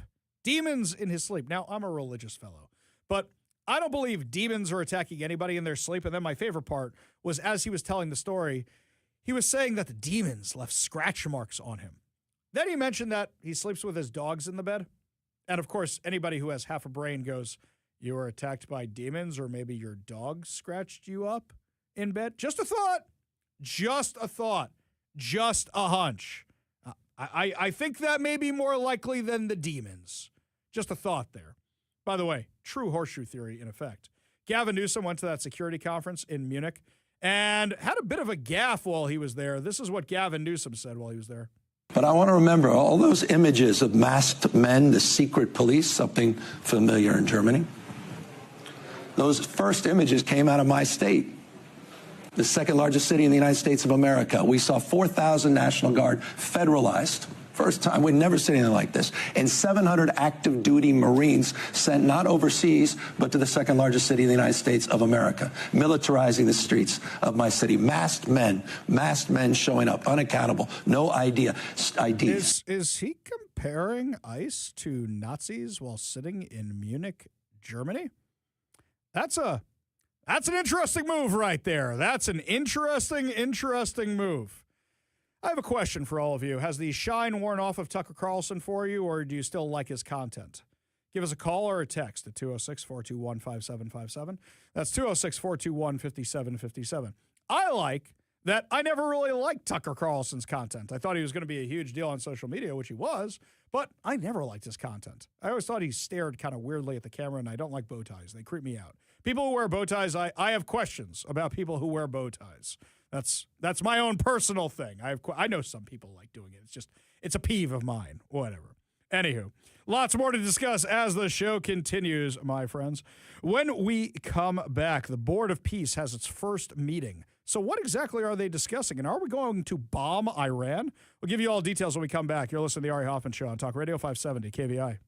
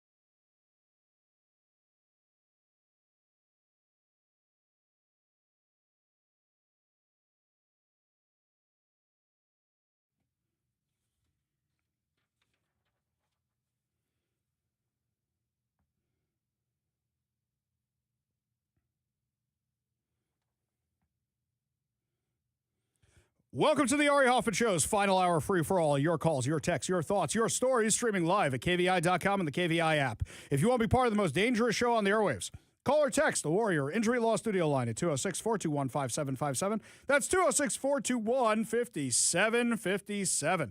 Coming up this hour, are we going to war with Iran? Are we getting ready to bomb Iran? Somebody from the State Department is going to be joining us with some insight. But before we get to any of that, we go to the Warrior Injury Law Studio line, take a call from Kelly in Snohomish. Kelly, what's going on? How are you, Ari? Good. What's up, man? Thanks for taking my call. I'm just glad to hear somebody with some common sense telling it like it is. I used to really like Tucker Carlson when he was on Fox News and they had a script, but it just seems like he's just kind of gone off into the deep end with everything. And I agree with you. As a Christian, I don't think he's a Christian. I really don't. And it just seems like he lacks discernment and certainly credibility when it comes to, the truths of the Bible. And I don't think this Bible. Well, I'll tell you this, is that for a guy who claims he's a Christian, every Christian I know can quote the Bible pretty well. He gets it wrong all the time, and there's nothing wrong with looking it up and looking at it out of the book. I have to do that all the time, and I read the good book fairly regularly in Hebrew. And my favorite is when people come up to me and they actually quote it to me in English, and I have to take a minute and translate into Hebrew so I know what they're talking about. But, yeah, he gets it wrong all the time. He has on these lunatics all the time, and we're at a place in our history where relations between Christians and Jews has never been better, and he's trying to undermine that? What's that all about? Yeah, and we just need to be careful and remember that the Jews are God's chosen people, and throughout history, there's always been just a small remnant that are actually Christians, and a large part of Israel is secular. But I'll tell you what, Tucker Carlson, I quit listening and watching him. He doesn't know what he's talking about, and he sensationalizes everything. Yeah, here's something else, too. You remember when Fox got rid of him? And a lot of people said, is this because of Dominion? Is this because of something else? I wonder if it was because they saw he was going off the deep end and said, we don't want to be on the hook when this guy detonates. I wonder what guests he was asking them to book on the show, given the fact that he has Hitler sympathizers, Nazi apologists on his show. I mean, I wonder if Fox News was a thing keeping the guardrails on this guy. And going back to Israel, what do people expect from a country who had to deal with missiles being lobbed into their country every month? And I think we forget how bad that was. And they finally had to take care of the problem. And as hard as it is to watch the destruction of Gaza and everything, it had to happen. They gave them chance after chance after chance. They gave them land, and what else are they going to do? They have to defend themselves, and this is what it looks like. As I say all the time, if one missile came from Mexico into Texas, how quickly until the Texas National Guard would mobilize themselves to go to war with Mexico, or how soon? How would it be a matter of minutes or hours until we would invade Mexico? Think about if it happened every week, every month, and that went on for years. It's always happened with Israel. Exactly. And so how else are they supposed to act? I support Israel. I don't do it foolishly. I realize that I realize it for what it is, but just in concluding this conversation, Tucker Carlson does not speak for me as a Christian. I feel the same way you do. That's very kind of you to say, Kelly. Great conversation. Appreciate you listening to the show. Appreciate the support. Appreciate you being part of the show. You want to be part of the show, give us a call or text at 206-421-5757. That's 206-421-5757. In fact, as I'm looking at the text line, from the 360, Tucker is a phony American. He's a lot like Gavin. Yeah, I mean, Tucker Carlson, I mean, he's always in Qatar. Didn't Qatar buy him a house recently? Another one from the different 360. Ari, I completely agree with you on the bow tie stuff. Think Pee Wee Herman. That's very good. Yeah, but then again, you look at the suit Pee Wee Herman's wearing, and that's what the dude's wearing to pick up your daughter for his prom date these days. Yeah, it's a little scary how close we've come to that style of fashion nowadays, right? This one from another 360. A lot of our listeners down there today. I used to like Tucker Carlson. Now I think he is a complete nutball. Yep. Okay. Guys, if you write things with the F-bomb in them, I cannot read them on air. You're not going to trip me up. Hoffman does not just read what's on the teleprompter. I do like that. Switching gears entirely, there's a real question if we are actually going to go out there and... Bomb, bomb, bomb, bomb, Iran. Bomb, bomb, bomb, bomb, bomb, Iran. Bomb, bomb, bomb, bomb, bomb, Iran. Bomb, bomb, bomb, bomb, bomb, Iran. Our country's got a feeling, really, it's stealing from Iran. Bomb, bomb, bomb, bomb, Iran.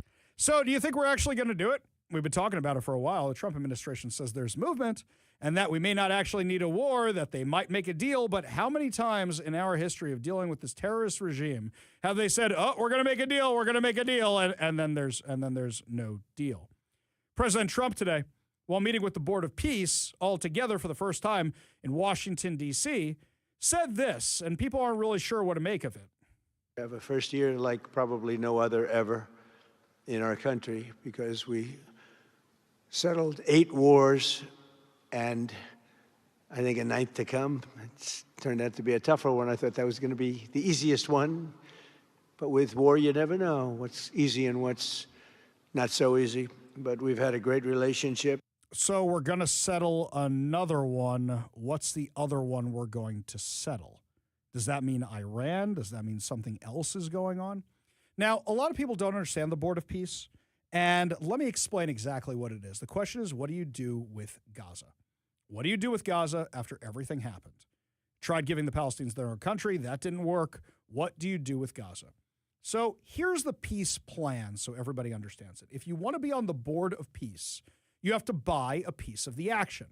You have to agree you're going to invest, and then you get a piece of Gaza to invest in. So all the countries that are on the Board of Peace are working on developing, rebuilding parts of Gaza, their own specific part of Gaza. I wonder if this thing is going to be a group effort or if down the road it's going to look like Epcot Center. And you just go, okay, well, I'm in the Qatar section here, and I'm in the British section here, and I'm in the American section here, and I'm just going through it. But this is financial incentives. Say, here's your little piece of it. You guys develop it. You want to build hotels, you want to build casinos, whatever. But Israel's in charge of the infrastructure, and Israel is in charge of the security. This is something I think actually has a chance to go forward. I think this is something where we are going to see great results from this, hopefully, because it's about, look, you want economic prosperity or not. This is also how you bring in international partners. This is also how the U.S. isn't responsible for the entire thing by themselves. This is the way to go. Do you think this has a chance or not? Give us a call or a text at 206-421-5757. That's 206-421-5757, because in my opinion, the Palestinians can look at this and say, I want to be prosperous or I want to continue being terrorists. Now, some of them are still terrorists. When I was in Israel in December, and don't forget the ceasefire was in effect by then, and all the hostages were returned by then, I still heard artillery in the distance every day. You still find out there are still Hamas fighters who are coming out of the ground and ambushing Israeli soldiers. This is something we hear about all the time. So Hamas is going to be Hamas. Nothing's going to change there. But can you develop Gaza so the rest of the Palestinians have jobs? The rest of the Palestinians have places to go? I hope so. Nobody wants the war to continue. Everybody wants the war to be over. In fact, it seems like the only people who are mad about this plan are the Democrats and Hamas. But I repeat myself. It seems like the only people mad about it is Hamas, which is the Democrats, which is beyond crazy to me. They can't even give Trump a little bit. That's full Trump derangement syndrome. Look, I got plenty of friends on the left. And when we sit down and we discuss the stuff, they go, I didn't entirely hate this thing that President Trump did. I kind of like that. That's how you know a person doesn't have full-on Trump derangement syndrome. It's the ones who are foaming at the mouth. Them. Those ones where you even mention his name and they turn into a gremlin in front of you. That's full-on Trump derangement syndrome. Now, some of these Democrats, I'm not sure if they're doing it just because they think it gets them votes, but every time they go full TDS, they always get called out for it. So here's a fun one for you. Chuck Schumer. Chuck Schumer, who's been in the Senate since before I was born, I think, at this point. Chuck Schumer, You know, he's been talking about how much he hates the ID, the SAVE Act, and how it's going to deny people the vote and how he doesn't like voter ID. Yeah, here's Chuck Schumer in 1996 talking about how much he loved voter ID. Let's admit the truth.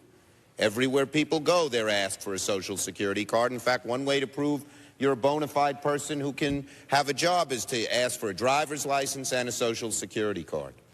This is an anti-fraud amendment. Over where we go, people say, well, why can't you stop illegal immigrants or others from coming here? And the number one answer we give our constituents is when they come here, they can get jobs, get benefits against the law because of fraud. Whoa, Chucky, you sound like one of us, man. What changed? You sound like a Republican with that one. I love the new excuses they're coming up with. This is the new excuses because so many have been debunked. So what was the first one?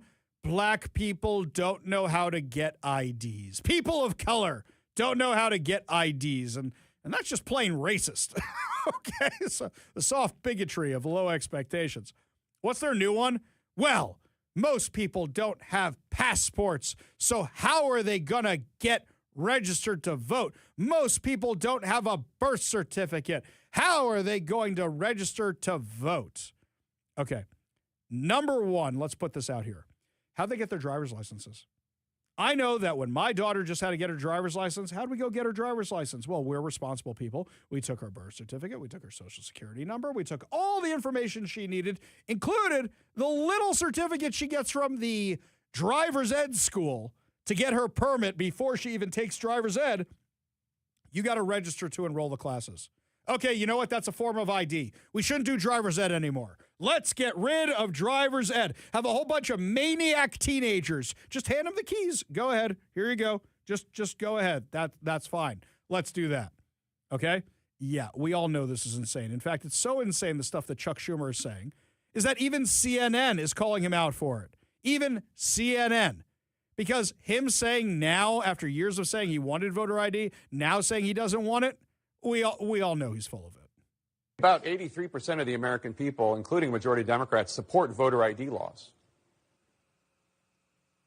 Well, yeah, the voter ID laws that, first, each state can have its own voter ID laws, and some do and some don't.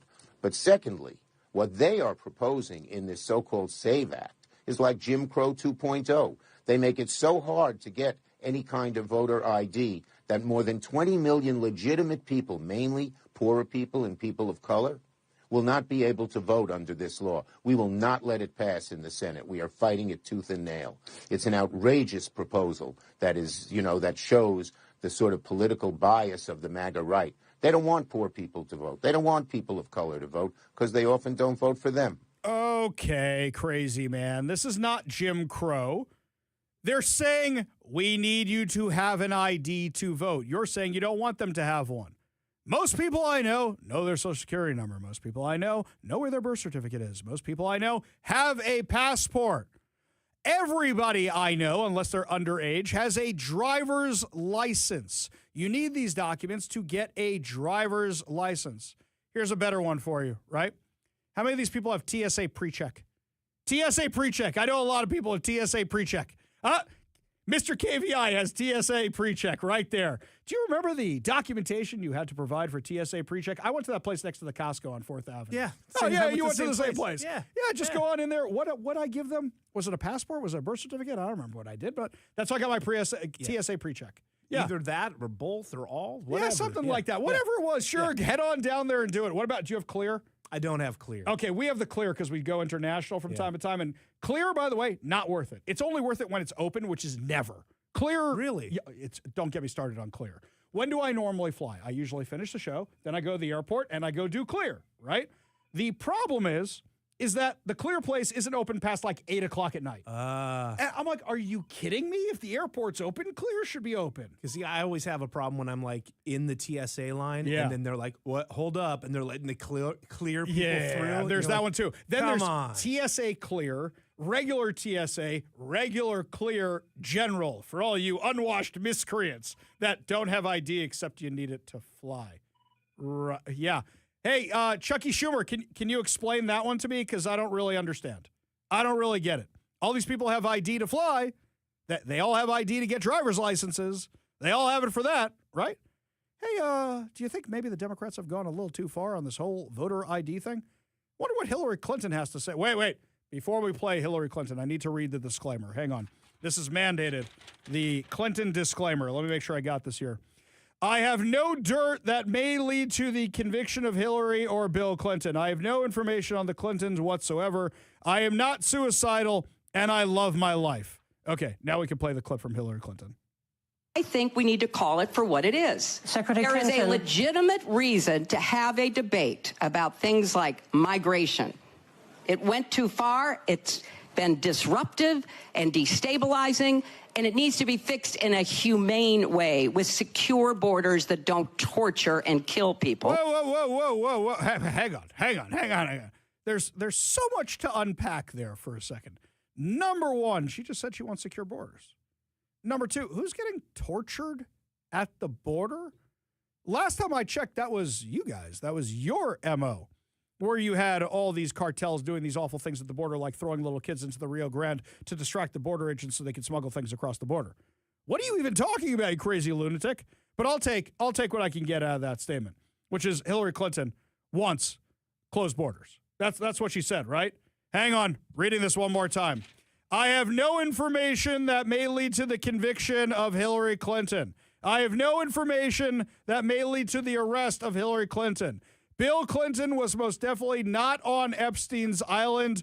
I am very happy with my life, and I am not suicidal. Okay, I did my disclaimer for the day. You all heard it, right? Okay. Yeah, this border dispute, this ID dispute is stupid. Basically, what's happening here is the Democrats know the only people who aren't going to be able to vote are going to be the illegal aliens. And they know that without them, they don't win elections anymore. That is what is going on here. That's why they're fighting it so hard. But I have a question for all of you. Right now, the Republicans have enough votes to pass the SAVE Act into law in the Senate with 51 votes. Should they destroy the filibuster? Do you think they should get rid of the filibuster, which we've had for a very, very long time, which means you need 60 to get anything through the Senate? Do you think they should do that in order to get the SAVE Act into law? What do you think? Give us a call or a text at 206-421-5757. That's 206-421-5757. Lots more to discuss as the show continues, my friends. When we come back, did Bob Ferguson completely ruin any chance Seattle has of getting the Sonics back? More of the paperwork we dug up in my exclusive reporting. You're listening to the Ari Hoffman Show on Talk Radio 570 KBI.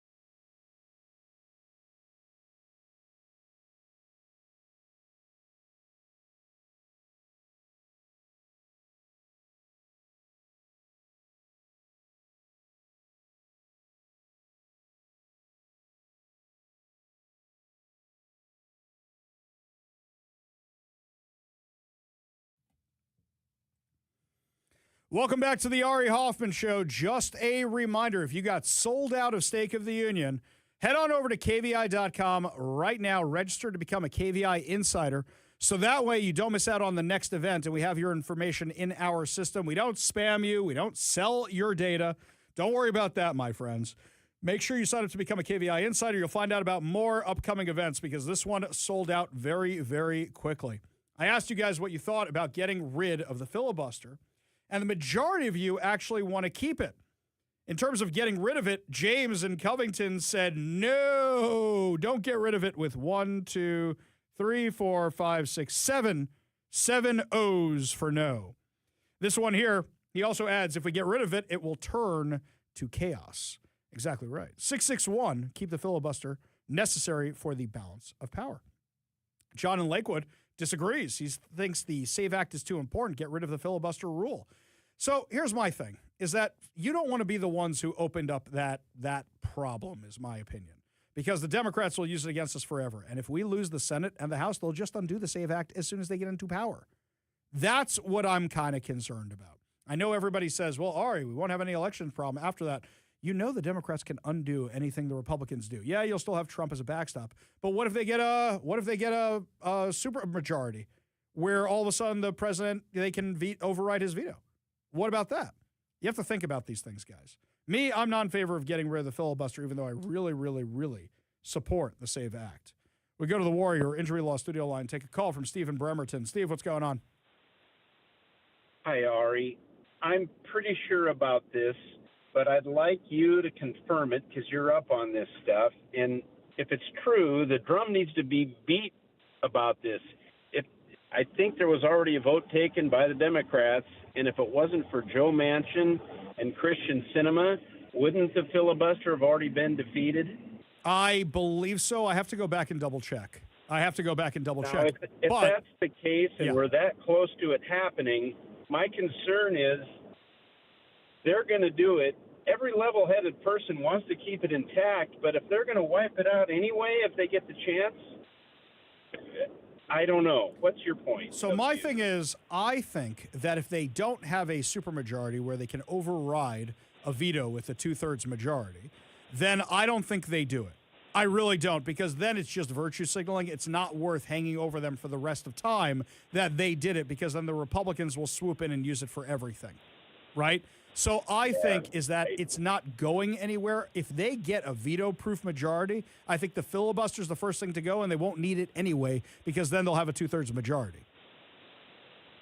Gotcha. Thank you for commenting on it. I think this is an important topic. I listen to you every day. Thanks. I appreciate that. Thank you, Steve. Appreciate the call. Appreciate you being part of the show. You want to be part of the show, give us a call or a text at 206-421-5757. That's 206-421-5757. This one here from Marino. Hi, Ari. Getting rid of the filibuster is a double-edged sword. The one hand, if the Democrats get back into power, could be awful. However, if Americans have to show ID to vote, that means illegal aliens and people who are not supposed to vote won't vote unless you live in Washington, Oregon, or California.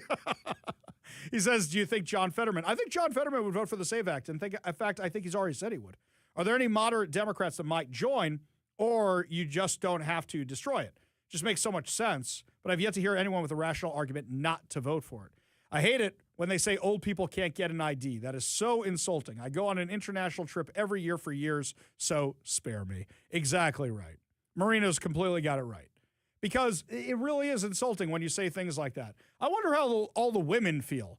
All these women who changed their names, they're not going to be able to get ID. What kind of nonsense is that? First of all, you're going to laugh about this. My wife is hyphenated. Do you know why my wife is hyphenated? Because it was easier than filling out the paperwork to change her name. My wife will still be able to vote. You know what's funny, though? Over at the voting people, they spelled her name wrong. She has sent multiple corrections to spell her name correctly. The voting people here in Washington can't get it right. Yeah, her name is wrong on every single ballot that comes to our house. She signs it, she sends it back, and it's counted. Really unbelievable. Yeah, but we have the most secure voting system ever here in Washington, right? Don't we? James in Covington, he's worried about the chaos that's going to happen here. Yeah, absolutely, absolutely.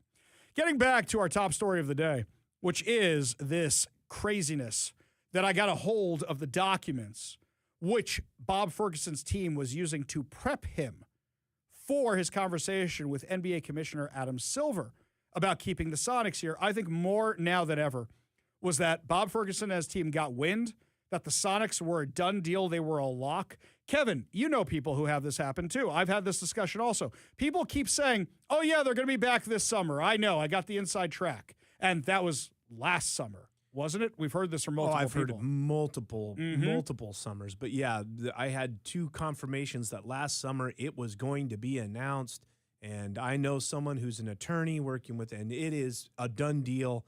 It's going to be announced in June. Right. That's what I was told. And that was last June, though. That's not this June, right? No. I heard from a few other people, yeah, it's going to be this summer. You're going to find out they're coming back. And I wonder if that was actually true. And then they saw the taxes. Because you know what came out in April? In April, that letter came out from all these corporations saying, don't pass these taxes. And it made national news. You think the NBA isn't checking this stuff out? So what did we find out? That NBA Commissioner Adam Silver is concerned that the millionaire's tax could hurt efforts to recruit players. He's worried about investments moving from Washington to Florida. He's worried about not being enough customers here for tickets, for merchandise, for anything else because so many people are leaving Washington. We're losing what, 40 taxpayers a day? I feel bad. Somebody's getting fired over the fact that I got these documents. They didn't mean to give me these documents. I know Bob Ferguson's office. This thing was 500 some odd pages, this public disclosure request I filed, 500 some odd pages of Zoom meetings, not the meetings themselves, just the invitations for the Zoom meetings. I don't think they meant for this thing to be in there. I think this was attached to one of the Zoom meetings, and they're like, oh, crud, this got in there. I'm also kind of wondering why, aside from our friends over at the Center Square, the mainstream media hasn't picked this up. Likely because they're worried about losing access. Hey, where's Click Daniels? This is a Sonic story. Where's he at? I've never known him to pass up a Sonics. Oh, wait. To be perfectly fair, this is one saying they may not be coming back. His stories are always, oh, the Seahawks won the Super Bowl. What does this mean for the Sonics coming? Maybe that's what it is. It's a negative story, not a positive story. I have never known Chris Daniels to pass up a Sonic story, and I know Chris Daniels follows my social media. In fact, I'll say this also. I sent this to some of my sports friends in the area. I sent it around to a few people. No stories yet. Why do you think that is? Oh, we have to verify it. Guys, here's the documents from the governor's own public disclosure. We have to verify it. It came from Ari Hoffman, that rabble rouser. We can't trust him. Guys, the documents came from the governor's office. It's real easy to see that. They're not covering it because they're worried about losing access. Also, don't forget, our friends in the media right now are advocating for a tax on big tech to fund the media. The craziest one was the owners of KHQ. That's the NBC affiliate out in the Tri-Cities, out in the Spokane area. They've got a whole bunch of those NBC affiliates. A $500 million company is begging for your taxpayer money to fund their NBC affiliate stations. Yeah, I kid you not. This is really crazy. That's why you can't trust the media. Because they're begging for money and they're not going to cover a story like this because it makes the Washington legislature look bad. It makes Bob Ferguson look bad. It makes the Democrats look bad, which is why they'll never cover the story.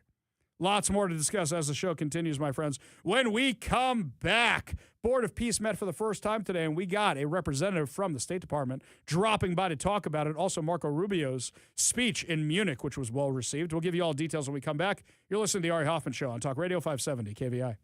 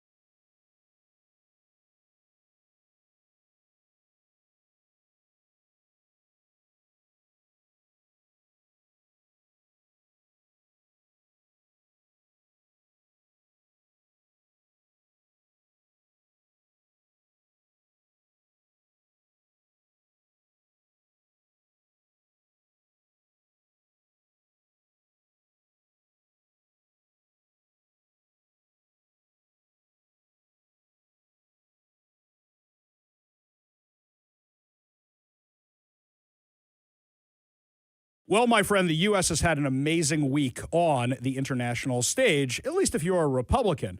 We saw that AOC bombed in Munich, and Gavin Newsom was, well, that was a whole nother thing. But the good news is that Marco Rubio truly shined with a speech that we played for you here on the show that was really reminiscent of some of the best stuff we've heard from Ronald Reagan. But the best part about it was talking about American exceptionalism and how we need a strong Europe. And that way we can have a strong U.S., and a strong U.S. equals a strong Europe. It was really just an amazing, amazing speech. Joining us now to discuss, Principal Deputy Spokesperson for the U.S. State Department, Tommy Pidgett. Welcome back to the show, my friend. Thanks for having me on. Appreciate it. Such a pleasure. Now, that speech was incredible, and I'm not going to ask you who wrote it. I'm not going to ask if the secretary wrote it himself, but do you think he had a certain goal in mind, and what was he trying to achieve by giving the speech? Well, I think the goal was to clearly articulate the vision that President Trump has to make sure that this next century, the century we're in, is a Western century. So I think that was clearly this goal here. It was a frank conversation in many ways about the mistakes that have been made in the past, including policies that encouraged mass migration, climate alarmism, but also was an optimistic speech. It was a speech that clearly outlined that decline is a choice. It's a choice that we've rejected as a nation before. It's a choice that we can reject again and are rejecting again under President Trump. Instead of decline, we're going to see revitalization. We're going to see revitalization of our alliances. We're going to see revitalization of our civilization. We're going to make sure we're best positioned not only to meet the challenges of this century, but to take advantage of the opportunities of this century. Making sure we have secure supply chains, making sure we're addressing AI, making sure we're working with our partners. It really was that optimistic speech that contextualized where we are and where President Trump wants to go, and it was an invitation to Europe for them to go with us on this. And that, as Secretary Rubio said, it's the clear preference to work with our allies and partners in order to meet this century together and overcome these shared challenges that we face. There was something else that I really enjoyed about it. There's a lot of people who say America first is America only, who don't understand that when you put America first and America's leading on the international stage, then everybody else helps with the burden sharing. So, for example, we shouldn't necessarily be the ones dealing with what's happening with Ukraine and Russia, but if Europe stepped up, that means we don't have to. That's America leading. That's putting America first. So helping out our allies or getting them on board or working with NATO, that can be very, very helpful. Afterwards, we saw this massive standing ovation for I can't believe I just did that, for Secretary Rubio as he was done with his speech. We saw people enjoying it beforehand. Afterwards, were there a lot more meetings with the State Department, a lot more countries really happy about it? Or was it already people were excited about it because the U.S. has been such a leader, ending 8 wars, all the stuff they've accomplished on the international stage, growing Europe, making it stronger, making it better? What's the general reception like after the speech is over? Well, I think you just hit the nail on the head in terms of all that's been accomplished by this administration beforehand. And you had critics saying, we're not accomplishing anything, nothing's happening. I mean, nothing could be farther from the truth. You mentioned the 8 conflicts that were ended. You mentioned all these different agreements that have already been struck. I mean, think of the rebalancing of trade. Think of working with all of our partners to end mass migration, to secure our borders, to combat the narco-terrorists. Think of the NATO spending that we've seen step up from our NATO allies that not only makes us safer, makes them safer as well, makes the entire NATO alliance better, and I think arguably means that President Trump has done more for the NATO alliance than any president since its founding. I mean, these are the results that have been delivered by President Trump under this administration, and I think what Secretary Rubio clearly outlined was the next steps in this. I mean, we also saw, just before at the Munich Security Conference, a critical minerals ministerial that was held at the State Department, the first of its kind, bringing together over 50 nations to the State Department in order to say, let's have secure supply chains. Let's not have a single point of failure when it comes to supply chains for the critical minerals that we need, everyone needs, in order to live modern life. We see Pax Silica, for example, which is a new partnership that's being led here from the State Department in order to address the challenges of AI, but also the opportunities of AI. So, I mean, I think that's a clear step in these directions, all that's been accomplished in historic administration already. And I think the standing ovation showed that there is an appetite to work with the United States. And that's more than an appetite, an enthusiasm to work with the United States, because the United States is leading. And that's what America first, as you mentioned, truly means. America is leading. We're not ignoring these challenges. You don't solve problems by ignoring them. We're having the hard conversations. We're looking these challenges and problems straight in the face, and we're overcoming them so we can take advantage of the opportunities, lead into the future boldly, and not be afraid of what's to come. As Secretary Rubio said, the only fear we should have is leaving a nation that's less prosperous, less secure than the one that we have currently. We're talking with Tommy Pidgett, who is the principal deputy spokesperson for the U.S. Department of State. And I got to say, everything you just said, I couldn't agree with it more. I'm thrilled.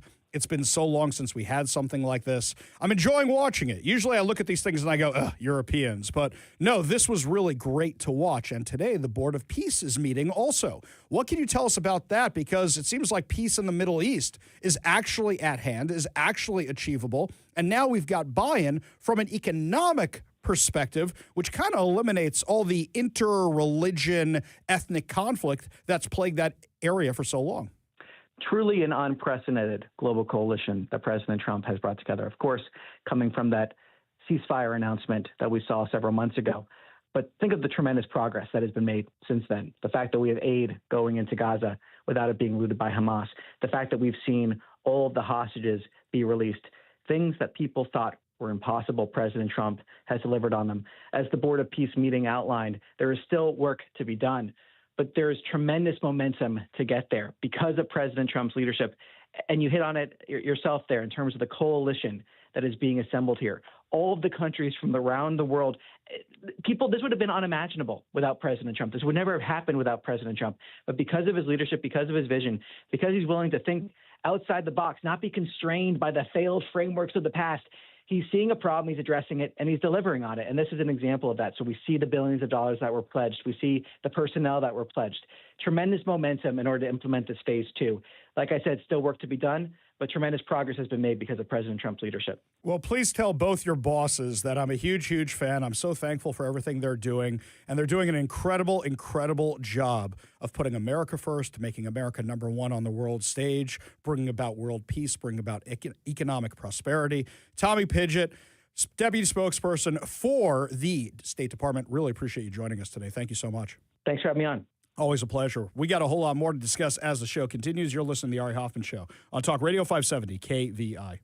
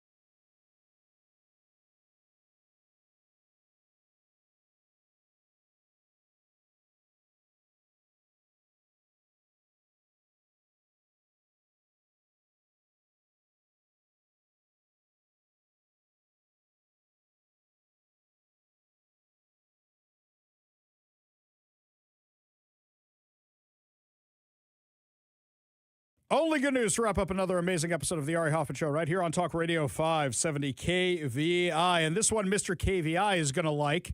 This one, according to Como News, the U.S. Postal Service yesterday unveiled a new forever stamp honoring Chinese-American martial artist and actor Bruce Lee, featuring an image of his iconic flying kick. Pretty cool, by the way, for anybody who still buys stamps. The stamp was dedicated during a ceremony at the Nippon Kan Theater in Seattle. Did I miss this? This was here locally? I guess I missed it too. I didn't even know we were doing this. Did I ever tell you Bruce Lee lived on my street in the house down the block from me? I think you have told me that. Yeah, so I'll retell it for the friends at home because I don't know if I've told anybody this before. Ruby Chow was very big in local politics. Yeah, and she owned a restaurant in Chinatown, and he was one of the servers there when he first moved to Seattle. Exactly. His family, apparently, before they got everything in order and got their own house, were living in her house. Her house was at the end of my block. My block has like 5 houses on it. That's it. It's a very tiny, very small little block. So years ago, they were selling the house, the one house. And I actually put an offer in on the house to buy it. Not because of Bruce Lee or anything, but it was a good piece of real estate. And actually, somebody outbid me for the house to tear it down and build this mega thing in its place. So actually, the first time I went over there with the new people who moved in, very nice people, I go, Bruce Lee used to live here. And they went, wait, what? I go, yeah, this was, in theory, built on what used to be the house that Bruce Lee first lived in when he came to the U.S. because it was Ruby Chow's house, told him the whole thing. Yeah, Ruby Chow actually has a park in Seattle, for those of you who don't know her. It's right at Boeing Field, right where the Blue Angels fly over. So where the homeless people are and where people watch the Blue Angels take off for Seafair, that's Ruby Chow Park, right there in Georgetown. She was pretty politically active as well, right? So she was would oversee and deal with all things related to Chinatown International District. She was huge on that. Yeah. Actually, there was this time when I first moved to, I think she was still alive. She was still alive when I first moved in. And I called up one time the city and I was trying to get a pothole fixed and it just wasn't being fixed. And I go, it's in front of Ruby Chow's house. Done. Like the next day. They had a crew out there fixing the thing. She was very politically active. So, according to the quote here, he was mesmerizing to watch. Unlike the theatrical, acrobatic kung fu that came before, Lee's movements were economical, explosive, and real, said Ben Koo, USPS Senior Vice President of Facilities and Infrastructure. Bruce Lee has earned this special tribute because he wasn't just an action film star who could fight. He was a philosopher who could think and a teacher who inspired millions. Lee's daughter, Shannon Lee, CEO of Bruce Lee Enterprises, also spoke at the event, saying his legacy is one of resilience, self-mastery, and flow that resonates and connects people across multiple demographics, which is why this stamp is such a profound, perfect touch point and true honor. Our family is deeply grateful to the USPS for choosing to recognize Bruce Lee, and we're excited to see his kicks flying all across the country on our mail. Born Lee Jun-fan in San Francisco in 1940, Lee rose to fame in Hong Kong before becoming Hollywood's first Asian-American leading man, according to USPS. USPS said the stamp was designed by USPS art director Antonio Alcala using an egg tempera painting by artist Cam Mack. The design features the black and white image of Lee accented with a yellow brushstroke referencing his film, The Game of Death. The Bruce Lee stamp is sold in panes of 20. As a forever stamp, it will always be equal in value to the current first-class mail 1-ounce rate, according to USPS. I was wondering when they were going to get around to that because the special stamps were never forever stamps. Those things, you had to buy like the 1-cent stamp or the 2-cent stamp to go with them. This is nice, by the way. I remember when I was a kid, for a hot minute, being interested in stamps and then realizing, what am I doing?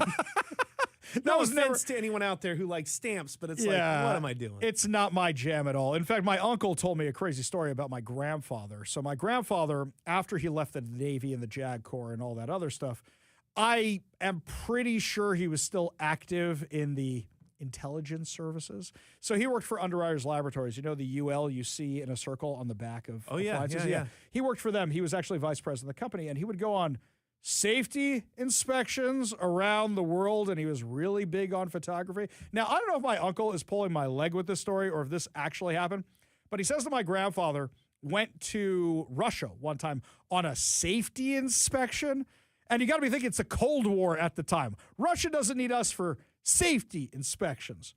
And apparently he was taking pictures of a military parade just as a tourist, if you're there on a safety inspection where they bring out all the weapons and everything.